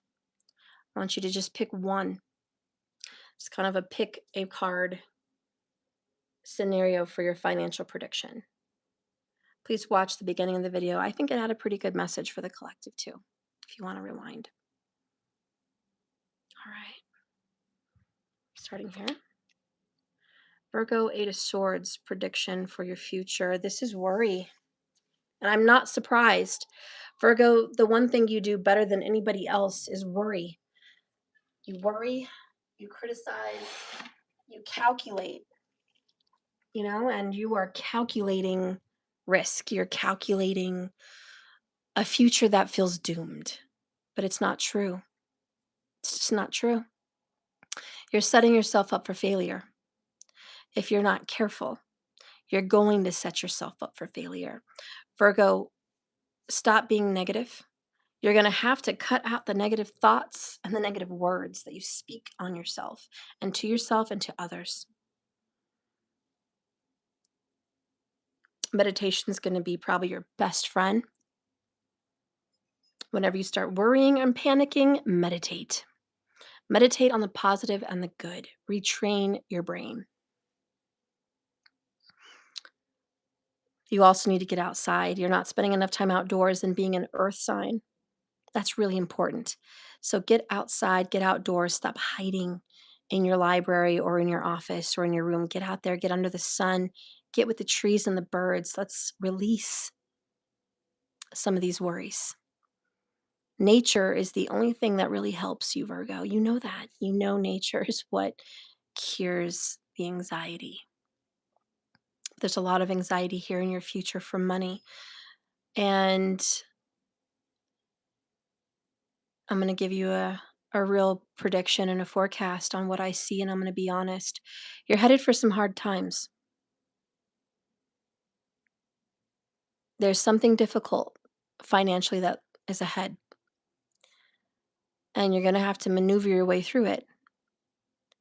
You did some overspending in the past, and now you got to kind of make up for it. So now it's pinching pennies, if you will, in the future. Not forever, but in the near future, okay? Just the near. So I see that it's going to get a little constricted, a little bit tighter financially. But you knew it was coming, and this is probably why you're panicking. It's probably why you're stressed. Get outside. It's going to be okay, Be at ease. It's going to be all right. But you do need to find peace with the problems. You know what I mean? Problems come for everyone one way or another, but change your mindset on them. The only way you're really going to dig yourself out of what kind of feels like a hole is by better thinking. Okay? So that's my prediction there. High culture envy, we're on Virgo. Hey, Lori. All right, so let's get in over here if you picked this one. And Virgo, here you are. Look at that 8-8. True Virgo. Infinity symbol. Equality. Okay. Balance. Eight of Pentacles in reverse for this Virgo. It's a little bit similar to this one in the sense that hard times are coming. Don't panic, but they are coming. This is a prediction. Um, this is out of your hands, though. If you picked this prediction, this is not your fault. I feel like this is your lover's fault or your kid's fault, wife, husband, business partner, owner, whatever. Like this is out of your hands, if you will. It happened, it affects you. It's not because of you on this particular card. And so you're like, okay, I have to solve this problem for my spouse. I have to solve this problem for my kids or, my family member or whoever, my boss. Like this is their problem and now I'm solving it. That's what I'm channeling here for a foreseeing prediction for financials. It affects you financially. You put your time and energy and effort, and let's just go ahead and say it, money. You bet your money on this person. You gave him money or you gave him a card, like you gave him free for all with something that affected you financially, and now it bit back. And they can't pay it back or they can't recoup what was lost. And you're just like, oh God, I really counted on you. I really counted on you to handle this, and you're not handling it. Now I have to figure a way for us to get this money. I don't know how, I don't know when, who, I don't know, but I've got to figure it out. And so here you are, drawing board, sketch pad, like just figuring it out, totally stressed. It's not your problem, but it affects you and you're just upset. And you're going to have to calm your Virgo mind on that because you're going to obviously here go through this warpath of negative thoughts and worries. I want you to instead use your resourcefulness. You, Virgo, are very resourceful. You're a hard worker. Gosh, you are such a good worker. You know how to get the job done. You are responsible most times. Okay, so you can overcome the financial hardship that awaits. You're going to overcome it, but it's going to be because of you. It's going to be because of you. You guys are going to pull through it. And you are going to be more mindful of how you invest your money and how you depend on people. I think for the financial future, this is a lesson of what you will allow your spouse to do or what you will allow this person to do with your funds. Like there's a lesson here. And it's like, I'm going to be really a lot more mindful. And hey, if this is you and you're like, I did it to myself, I get it. But a lesson will be learned. So, financial future, I do think you're going to be okay. You're going to figure it out.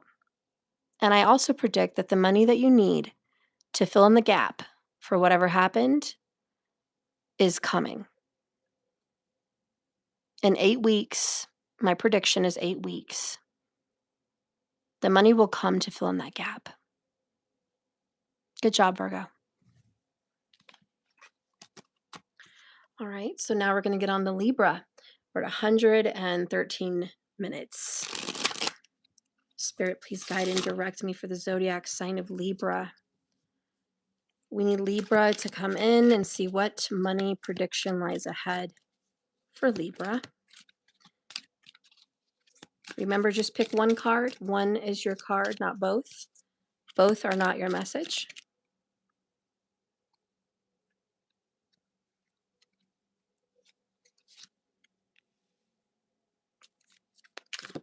There's card number 1 and card number 2.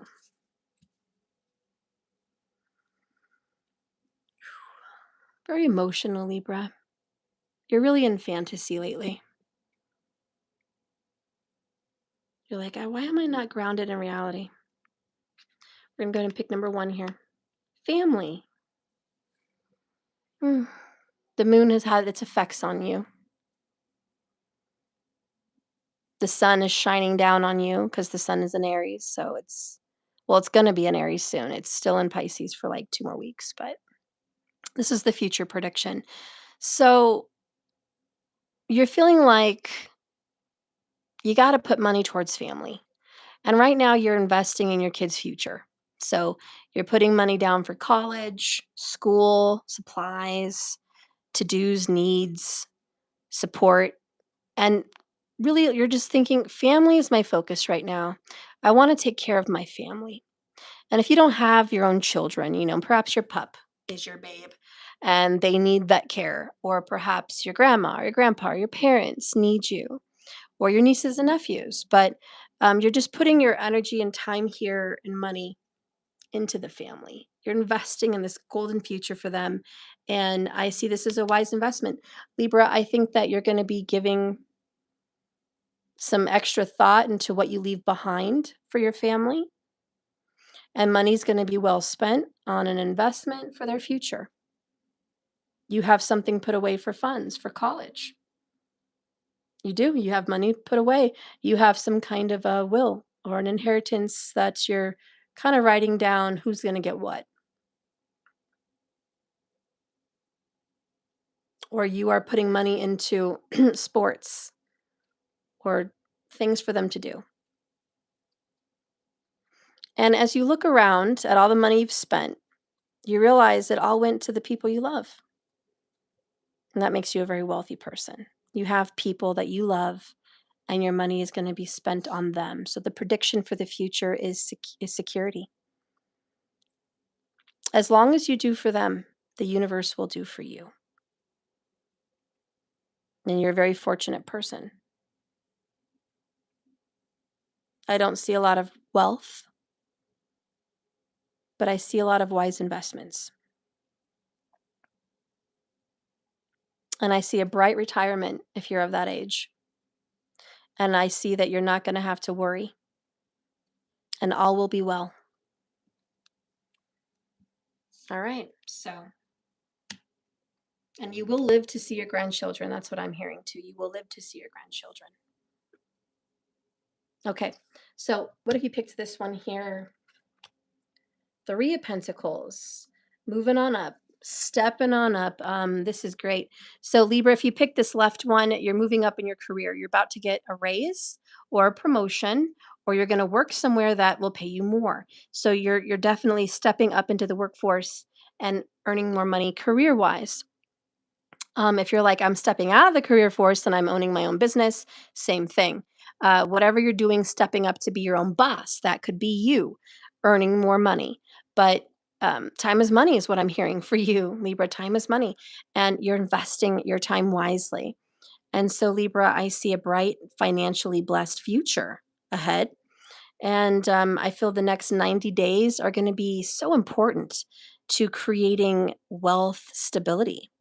So the next 90 days is going to be of training, building, or working with a partner or someone that is going to kind of give you a push forward into a better financial situation. So get ready. I see that you're about to step up into some financial abundance, and this is money coming for you. Money you've earned, but also teamwork. You're not getting this money just because it's all you. It's a team effort. Okay, so I feel like people have invested in you.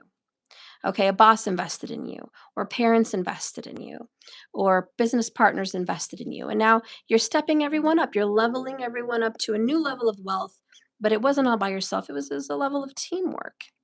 So teamwork is going to get you to the goal. But I do want to predict, if you picked this card, Libra, money is in your near future, especially within 90 days. A great financial increase is coming. Okay, so let's see. In 119 minutes now, we're going to get into Scorpio. Spirit, what's coming up for Scorpio financially? What is the prediction? Remember to pick one card. Both of these cards are not yours, just one. Choose wisely. Scorpio. I feel like this has to be turned this way.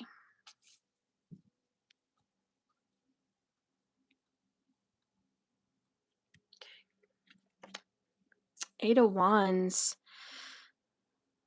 Scorpio, there's a lot of money coming towards you fast and heavy over the next 60 days, like a whirlwind of money. This is like winning the lottery.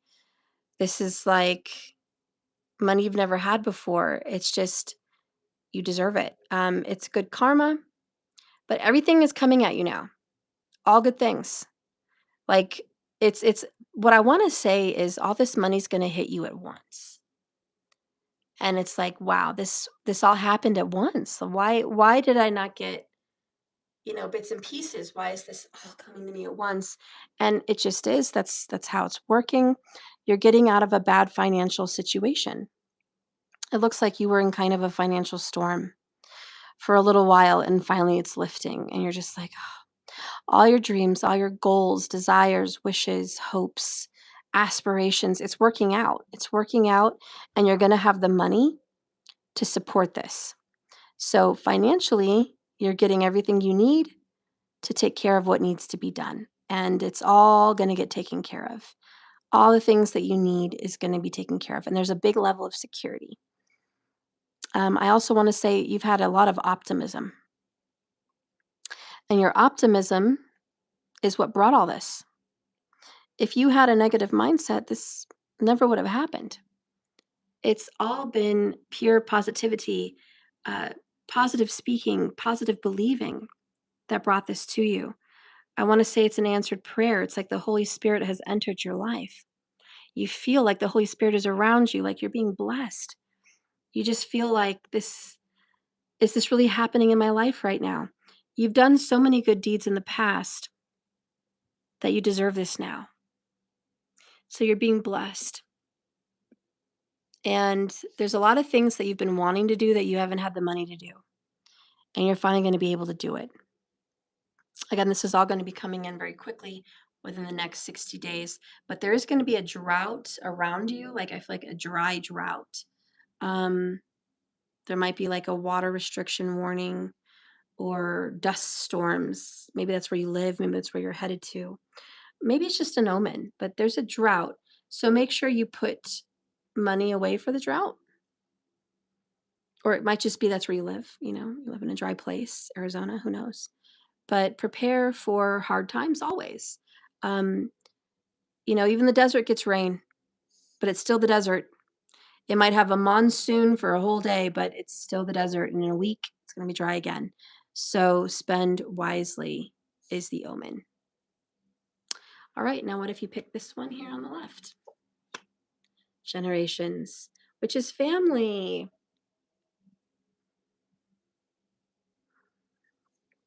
So Scorpio, for you, this is all about your root chakra. This is the roots of the family. You are the root.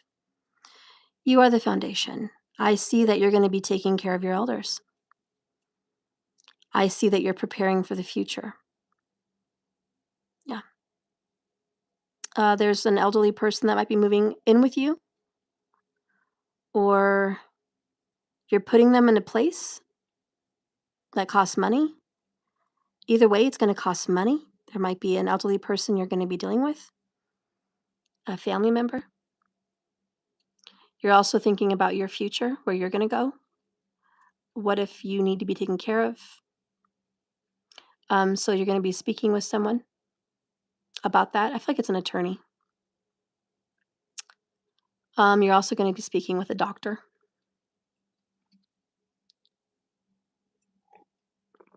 Good news. You have good health. Good health. Okay, good news for health. You're going to be okay. You will see your grandchildren or your grandparent, like they'll be around.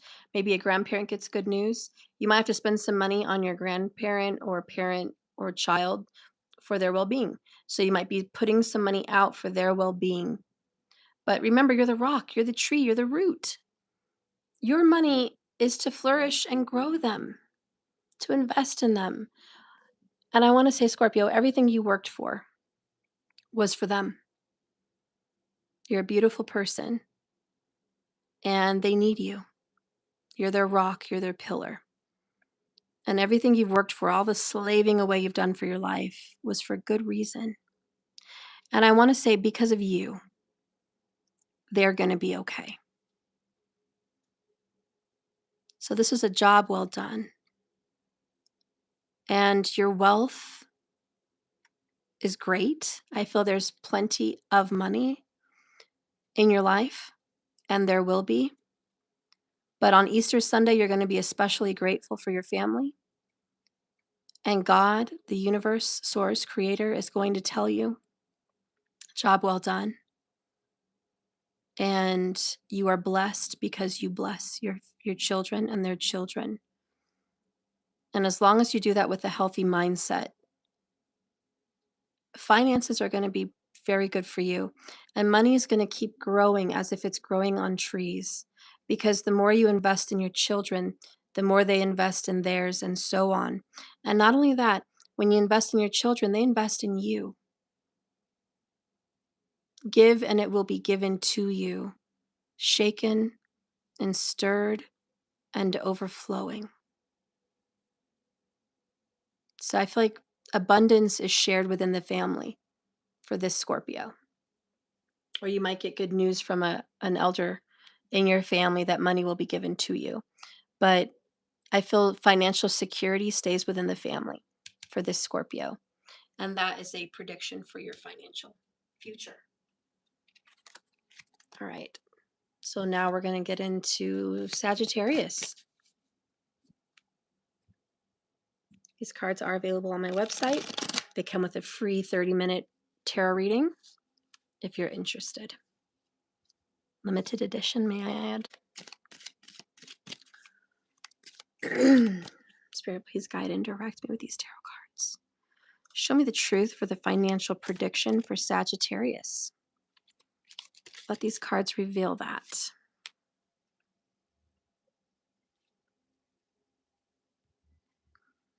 There's something hidden. There's a hidden asset or there's hidden money. Yeah, something is hidden that you're not going to see. It's going to surprise you. That's what I'm hearing. All right, remember to pick one card, not both. One card is your prediction. This is for the zodiac sign of Sagittarius. All right, let's start with this one. Self-reflection.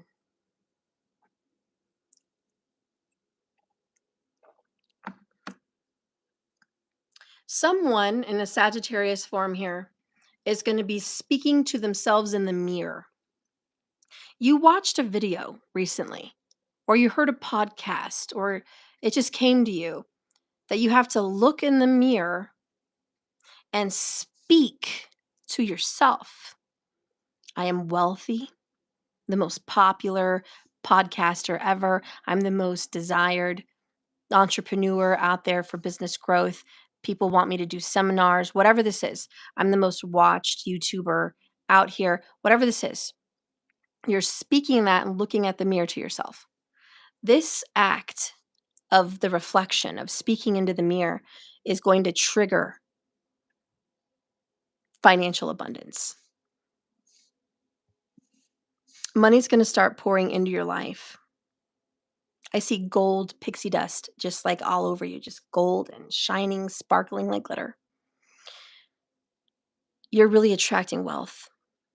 And it doesn't matter what people say behind your back or around you, you're just going to have to block them out, because this Saggy is all about your own belief system. Your belief system alone is what's going to give you your financial success. But I do get the sense there's a lot of people around you that doubt you, put you down, or try to worry you. You're not going to let them. You can only count on you. That's what I'm hearing. It is you and you alone, all alone. You're very single or you're very alone in this, but it's you and you alone that's going to make the money happen. And I see a big change coming up ahead. It's going to start in your gut. You're going to feel it in your stomach. You're going to feel it turning. You're going to sense money's headed right towards you.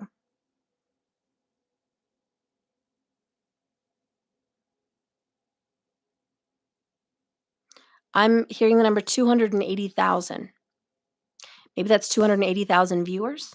Maybe that's $280,000. I don't know. But 280,000 just popped into my mind. And that is crazy because now that I think of it, 28 is the number of wealth. Ironically, 280,000 has 28 in it. So 28 is your number. Maybe it's your lucky number. I'm predicting that. Maybe that's a number that's going to bring wealth to you, but it's coming. It's coming and it's yours. Believe it in yourself. I think you're going to cry when you get this notification of financial abundance on the way, but it's coming. And I also feel like you're very humble. Even if you got a lot of money, no one would know. Like you wouldn't show it off based on name brand clothing or jewelry. Like that's not the kind of spender you are. You're more, you're very simple. Like you just want land or you want homesteading or you want investments. You know, you're very simple and people wouldn't see your wealth. It'd be hidden. Wait, didn't I start this reading saying something would be hidden? Anyways, yep, I'm feeling that. I'm feeling it's going to be hidden. It's coming to you and it's based on mirror talk. So if you want to create financial abundance, if you picked this card, that's your trick. All right, we're going to go over here to this pile. And you got Saggy, you got the Eight of Wands, and there you are, looking all gorgeous. All right, so if this is you, you again alone, you make it happen. You have so many goals, aspirations, targets that you're going to hit. The target financial number that you want to hit, you're going to hit. So this is that number of views, that number of money to hit the bank, that number that you're going to have to sell your home at this number, or you know that age that you're going to hit when you make this much money, or you're going to own. You know what I mean? You fill in the blank, but this is a target. And if you picked this card, your target, your goal, is happening. And I'm hearing 18 days. 18 days. Mark the calendar. Something big is going to happen in 18 days. You're going to hit your target. You're going to hit your goal in 18 days. I also feel like you're going to hit your target weight if you picked that card. There's been a certain goal that's just like it feels better than money for you. But let me tell you, Sag, especially if you pick this card. You did it yourself. You worked hard for it. You earned it. Everything that you've done in one of the most difficult ways. It was not easy. And you have drive and determination. And you have a belief system in your body, in your head, in your mind that works for you, and it works. And who cares about what everyone else thinks? You're getting yours. I also feel near future prediction. 6 has something to do with the number 6. You will travel. You're going to go somewhere. And you're going to witness a storm, lightning storm, thunderstorm, if you will, like clouds, rain, lightning. You're going to witness it and it's going to hit you at that moment. I'm so grateful. I am so grateful. And that's when everything just feels balanced for you. So I don't know. Sorry, I kind of went off there, but that's what I'm predicting for Sag. All right, and now we're going to get into Capricorn. Capricorn, please pick one card. Remember, both are not your reading, just one. What does the financial and abundant future look like for Capricorn? Financial and abundant future for Capricorn. What does the money situation look like?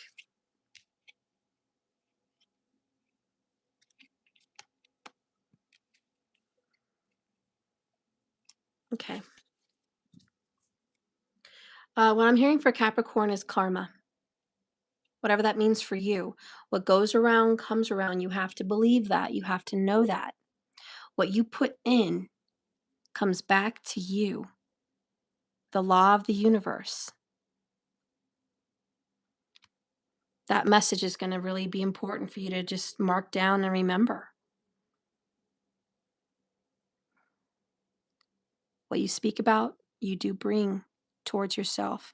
And what you believe and what you think about becomes your reality. And what you feel on a daily basis multiplies, and you only receive it again the next day. So be mindful. All right, so I want you to pick a card, just one, and this is going to predict your financial future, the near future.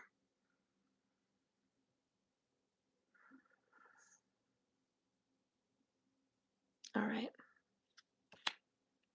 5 of Cups. For this Capricorn, not good.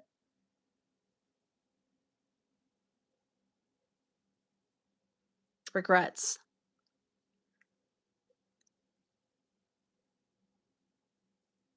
But it's not all bad news.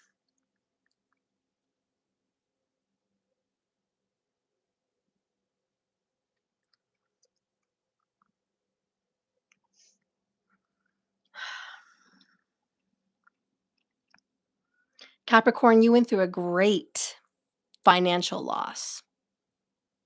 On a scale of 1 to 10, your financial loss was a 10. You lost what feels like everything.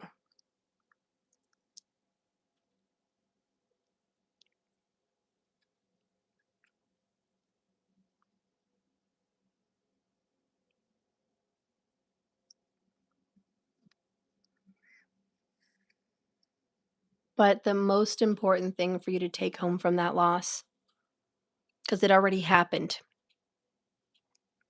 is you're not alone.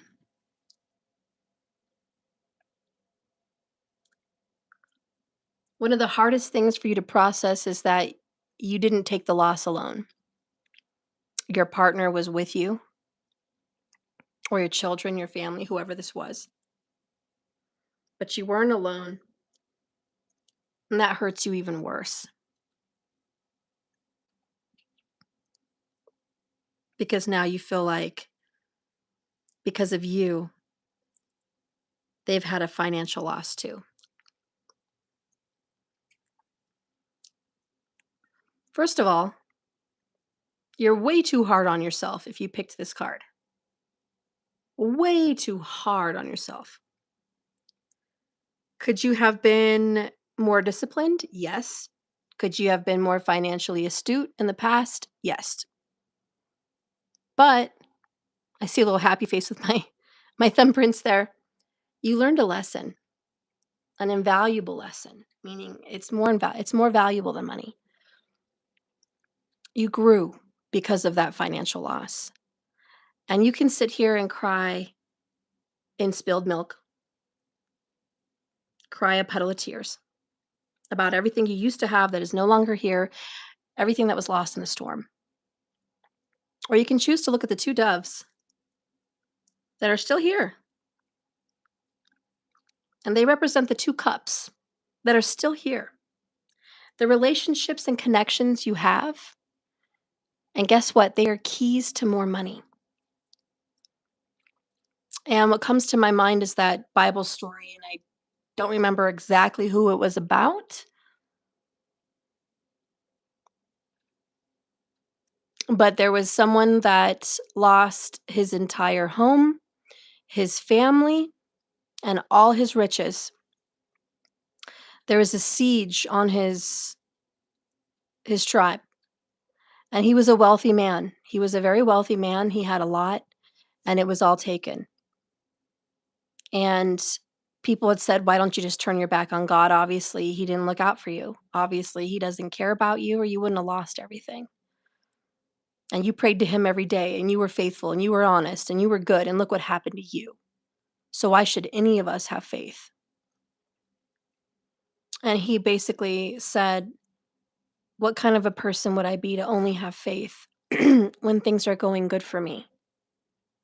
I need to have faith also when things are bad for me, when they're the worst for me. I'm still going to have my faith because I have a relationship with God, not because of what I have or what I own or what he gives me, but because of who he is, and that I love and respect him always, because I have life because of him. And even when I have nothing, I have something, which is my life. And I'm grateful for that." So that's kind of what I'm hearing with this 5 of Cups card, and to remember to be grateful for what you do have in the midst of the loss of everything, your children or yourself, your health. It may be the simplest of things, but be grateful for that and be blessed. Not only did God bless him 10 times more than he ever had because of his faith in that story, but he grew closer to Spirit in the worst times of his life. And sometimes that is maybe the main reason God allows us to go through the most financially difficult times of our life, is to grow closer to him. We never think to drop to our knees when things are good, right? We usually drop to our knees when we've lost everything. Sometimes that's a reminder to have a good relationship with Spirit while you can, at all times. But if you're Capricorn and you're watching this, not all is lost. And everything that was lost can be multiplied by way more than you ever dreamed of, ever hoped for, ever considered even having, by your faith alone. Remember to be grateful and have faith. You're not alone, I think, is the biggest message for this card. You're not alone. And maybe you should look around you and see who's still with you. I'm also hearing that sometimes you learn who your real friends are, who's still with you in your hardest times, and who was with you in your best, who left, right? And who left you when it couldn't be any worse, and they just turned their back anyways. You know what I mean? Even for the people that couldn't do anything for you, at least they were there for you. So count your blessings and realize this is a gift, because now you know who the real ones are in your corner. And just know that whatever you lost in your financial prediction, you will gain tenfold, okay? You will gain as long as you have your faith and your gratitude. All right, so if you pick this card, let's see this one in reverse. And this is Message of Faith in reverse. And look at the birds again, birds, birds. Again, Capricorn, we're talking about faith. Your faith is being tested. If you picked this card, it's very similar to the right card, and it's about faith. Oh, ye of little faith. I feel like you used to be very religious, but you're not anymore. Like, what happened to make you lose your faith? Was it the church? Was it the members of the church? Was it the world? Was it bad influences? What was it? Spirit wants you to think what it was, because it wasn't him. Spirit, source, creator, the Holy One has always been the same, always will be. He is never changing, never wavering. He doesn't change like the wind. He's solid. He's secure. He's always. And whatever love and comfort you felt for him did not change. If you just go back to him and not the people, not the church, not the community, or all that stuff. But if you go to him, just you and him, he's the same. Always has, always will be, and always will be there for you. And I'm hearing he's real. And you need to reestablish your connection with Spirit. Because if you go back at the times where you were the most successful,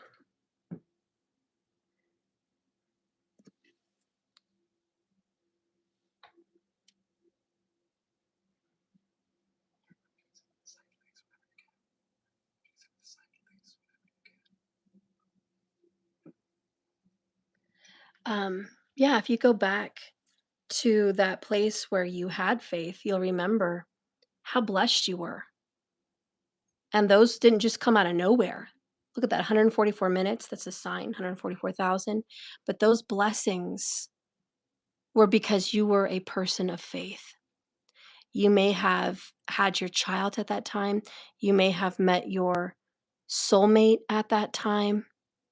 You may have ventured off into your own business at that time, but there's some kind of financial blessing even.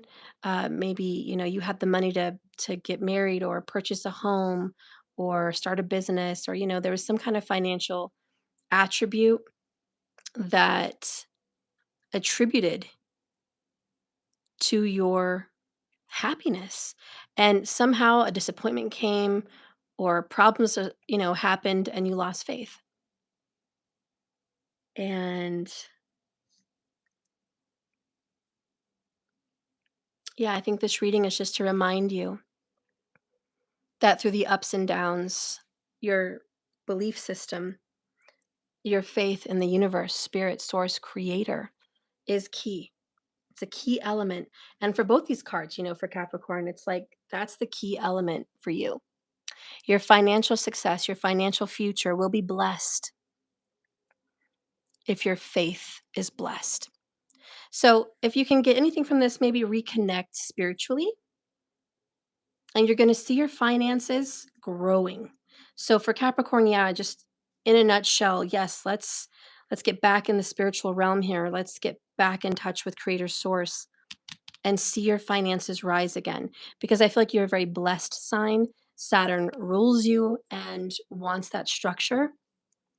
Saturn represents religion, but not necessarily, you have to be stuck in religion. It just represents faith, structure, devotion, if you think of it in those terms. So, restructure your life around faith. You might definitely see an increase in money when you do. So, anyways, that's what I have for Capricorn. Okay, so let's get into Aquarius.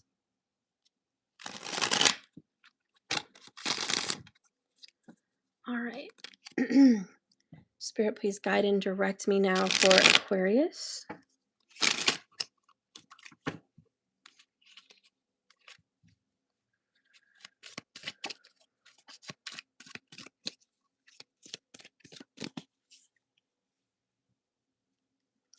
Spirit, guide and direct me for Aquarius.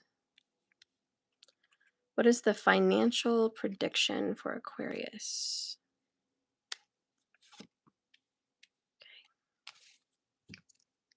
All right, so I want you to pick one, not both. One is your prediction. All right. The first one you have is death. The end is here, but it's in reverse. So you're not out of the woods yet, Aquarius. You're going through some kind of financial drama, hardship, and you're just not out of the woods. And it's like, why? I'll tell you directly what's being told to me. You refuse to let go of what died a long time ago. That might be literal, it might be metaphorical, but you refuse to let go of what had its time and passed. You just don't want to let it go. And it's creating problems with your wealth, your financial capabilities. Are you too scared to deal with it? Are you too scared to look back and let it go? You might need to clear up some things on your credit that are way past 7 years that you can have removed. Fix your credit. You got to deal with those things, the skeletons in your closet. A job that no longer serves you. They're not paying you your due.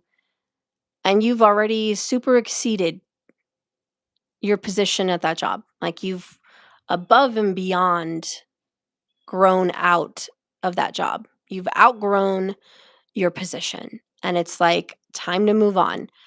Open your own business, start a new career, whatever. It's like we're moving on. But you haven't. Maybe it's the next level, maybe it's retirement, maybe it's starting your own business, whatever this is. Like, what is preventing you from letting go? You got to let go of the shore to get out there in the ocean. And if you're an Aquarius and you picked this card, quit choosing to stay on the shore and complaining how dry it is. Get out in the water. If you want to have more abundance, use your skills, use your experience your knowledge, and get out there. Use it, make use of it, give it to the world. You have something to offer and something to give, and it's not too late. It's not too late for you, but you might be telling yourself it's too late. It's not. And this message for your financial future is money awaits, abundance awaits when you're ready to let go of the shore. I don't know. I hope that makes sense for you if you pick that card. And let's get this one. Ace of Wands, very much like Aries. There's a new beginning that awaits you if you know an Aries. Maybe you have a lover or best friend or a sibling or uh, just an Aries, whatever, business partner. But there's a person out there, I feel, to fire sign Aries that um, wants to do life with you. They want to do something with you. They want to collaborate. They want a new beginning with you, a fresh new start. They might be inspiring you to start your own business or move to a new place, but it's like a clean slate. And it's it's all about you making that big decision. Should I do it? Yeah, maybe I should do it. So it's kind of like they're waiting on a decision from you, but you haven't made it yet.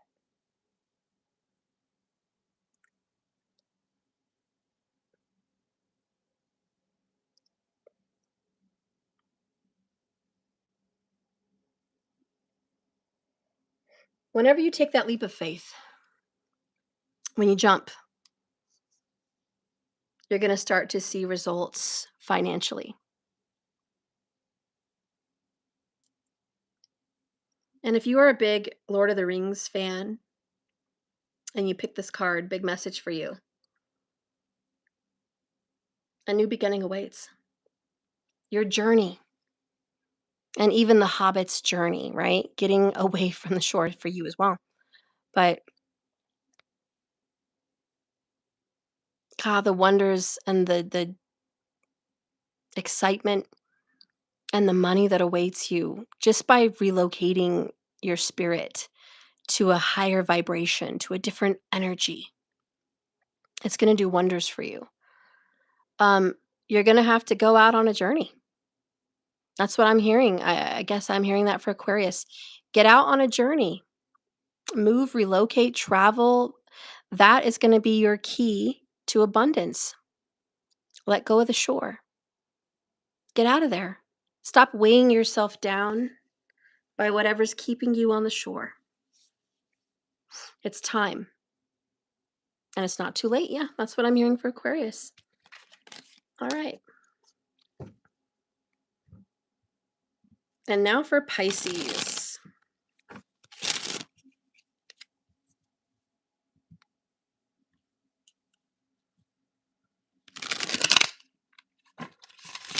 Spirit, guide and direct me for Pisces. What lies ahead for financial abundance?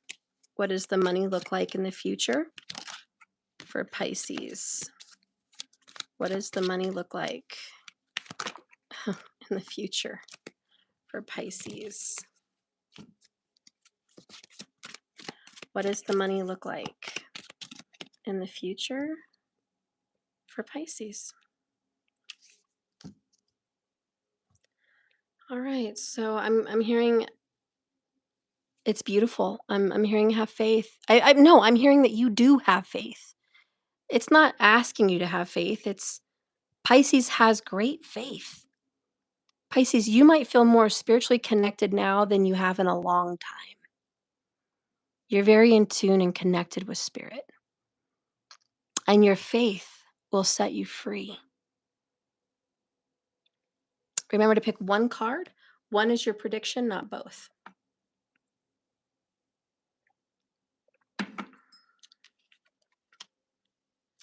All right, Pisces, if you picked this one, you know what awaits in your financial future? Swift, fast, divine success. Whew. And that's because of your faith. A bird just flew over and created a shadow on here too. Bottom of the deck was birds and faith. Ironically, I saw the shadow. That's crazy. Your faith has set you free. your belief system. Like whatever it is you believe in, that you believe you're going to get this money, you believe you're going to have this number, you believe it's going to happen, stay in that vibration. And I want you to stay attuned with like minded individuals. Do not be steered away with someone that thinks completely different than you. Don't put yourself around negative Nellies. This is time for you to stay aligned. Chariot. This is the Chariot card, the two dolphins side by side going together at the same time. The moon, very Cancerian, maybe you have Cancerian also in your chart, but more than that, it's about this great push into your financial success. Now, ironically, Venus is going into Cancer right now. It's in Gemini with Jupiter. Hello, blessings, abundance, but it's going in to the sign of Cancer. So I will say, Pisces, for you, wherever Cancer sits might be very prominent about money. It might be second house, eighth house, fourth, 10th, or 11th, maybe. Okay. But this is going to bring financial success. This is a victory card. This is a yes, this is a win, this is a going forward, this is positive movement. It's also very fast. It means you get what you want and very soon. So I will say this, Pisces, financially, very soon, and maybe in 7 days or 7 weeks, you're going to get pushed into this financial abundant era. But you have to remember your faith brought you here, and you have to remember to stay aligned with people that are like minded. Pisces, you're very watery. And whenever there's a toxic person in your vicinity, you sense out that vibe and it affects you. It's like blood in the water. So make it a point to not put yourself around toxic negative energy right now, especially over the next 7 days to 7 weeks with negative minded people, because money is actually headed towards you. And it's in doubles, it's in duos. So there's twos. So 20s, 200s, 2000s, to millions, whatever. There's twos. It's going to go in twos and pairs. So I see great success and abundance headed your way. All right. Yeah, that's your simple prediction. I also feel like you're going to be around water very soon. You're going to be around water and it's going to be nighttime. It's going to glisten. You're going to see it on the ceiling like a pool, like in an indoor pool, like, or I don't know, it's like glistening water. Reflections of water. Put yourself around water. I think you're going to be going to the ocean or to the water very soon. It's definitely going to be by water around July.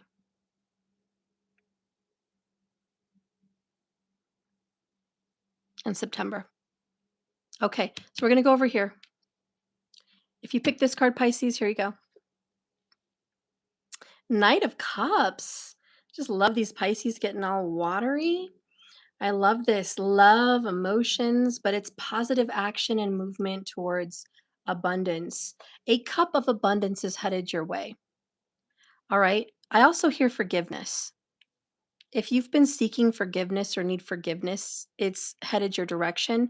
I also hear you need to forgive to get abundance. There's something about forgiveness, forgiveness of debts, forgiveness of wrongs, the attitude of gratitude. But the night to me reminds me of just holy, a holy night, the night of God, the messenger of God, if you will, the Holy Spirit, if you will. And it's like just put yourself in the energy of forgiveness. I don't know, that's just a great energy to have, is forgiveness. And forgiven, you shall be forgiven. Forgive your debtors, and you shall be forgiven your debts. You know, honor your father and mother is not just parentage, it's God in heaven and Mother Earth. Okay, so honor spiritual and this earth. Honor life, if you will, by being good and loving and kind and giving. So I see for your future this beautiful energy of spiritual message that's here, but the alignment with spirit. And ironically, Saturn is in Pisces, and Saturn brings a sense of religion, spirituality, devotion. Saturn's going to bring a level of heavy responsibilities and righting of wrongs, justice, and fairness. Okay, that's what Saturn does represent. But it's also timeliness, like meaning it's time. It's time. And so you're going to have to get some closure. You're going to have to heal some things that need to be healed, make amends, if you will, make peace, if you will. If you do these righteous measures, much will be given to you. And I feel like the amount of money, the amount of abundance that's coming to you is going to be based on the measure of forgiveness that you bestow and how you fix the wrongs in your life and how you make things right.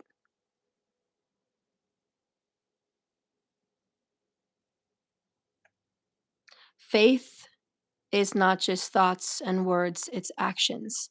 And the knight, who is representing action, comes to remind us it's not by faith alone, it's not by words alone, it's by actions.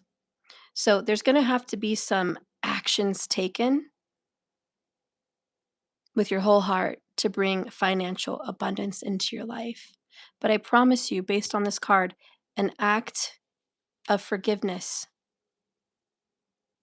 will go a long way. And within 30 days, there's a situation, and I see a number 8 in here for some reason. I don't know, but I see it. I guess it's the cup. The way the cup looks reminds me of a number 8.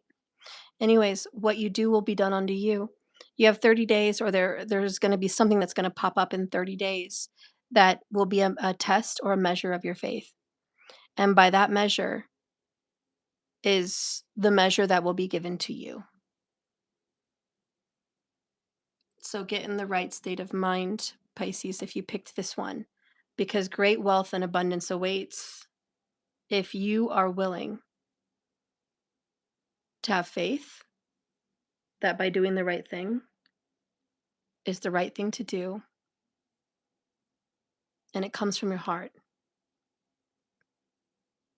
So yeah, if there's like a block between you and someone, if there's forgiveness that needs to be had, this is a message that it is somehow blocking your abundance. Remember to forgive.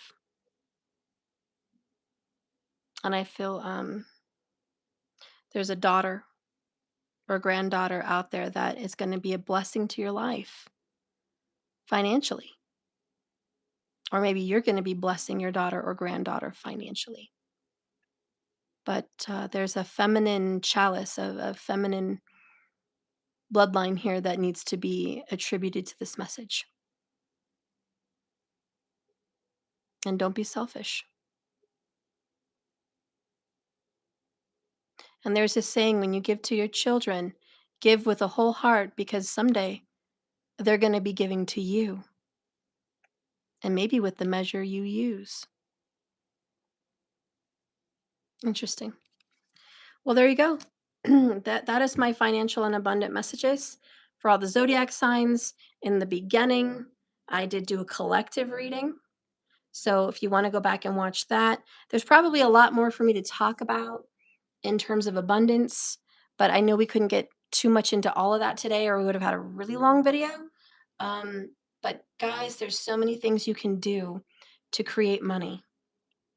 There's spells, candle rituals, there's invocations, feng shui, vastu, placements of statues, placements of water features, fish tanks, numbers to live by, times to cut your hair by shaving or trimming your hair, times to open bank accounts and open LLCs.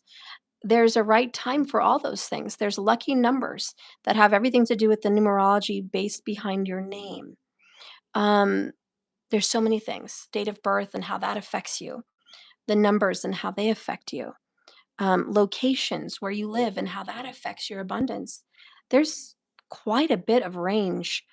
And the law of the universe, if you can dissect that information about yourself to make wise decisions, it can greatly impact your wealth, even by the watches you wear, the jewelry you wear, um, when you wake up and when you go to sleep. I mean, this affects you. And it's not the same for everyone. It's different based on your time of birth. So I have a lot of the information, and it'd be a very long video if I did it. Comment if you want me to do bits and pieces of that for you. I'll figure out a way to get that across to you. But if you would like it faster, if you'd like a consultation to help a immediate financial problem, just donate $99 to my website and just say financial help is urgent. And I will get back to you as soon as possible, and we can go over some things that can immediately start to help you financially. Okay. Um, and you can do that at www.jks1111.com. And if you are a member on my website, you get that half off. So if you want to do a financial consult, we can do that. Okay. All right, guys. Well, I love you. I'm going to let you go. Remember, this is a journey, not a destination. So you just keep swimming. And thank you so much for watching me. I'll see you guys later. Bye bye. Thank you, Peaches.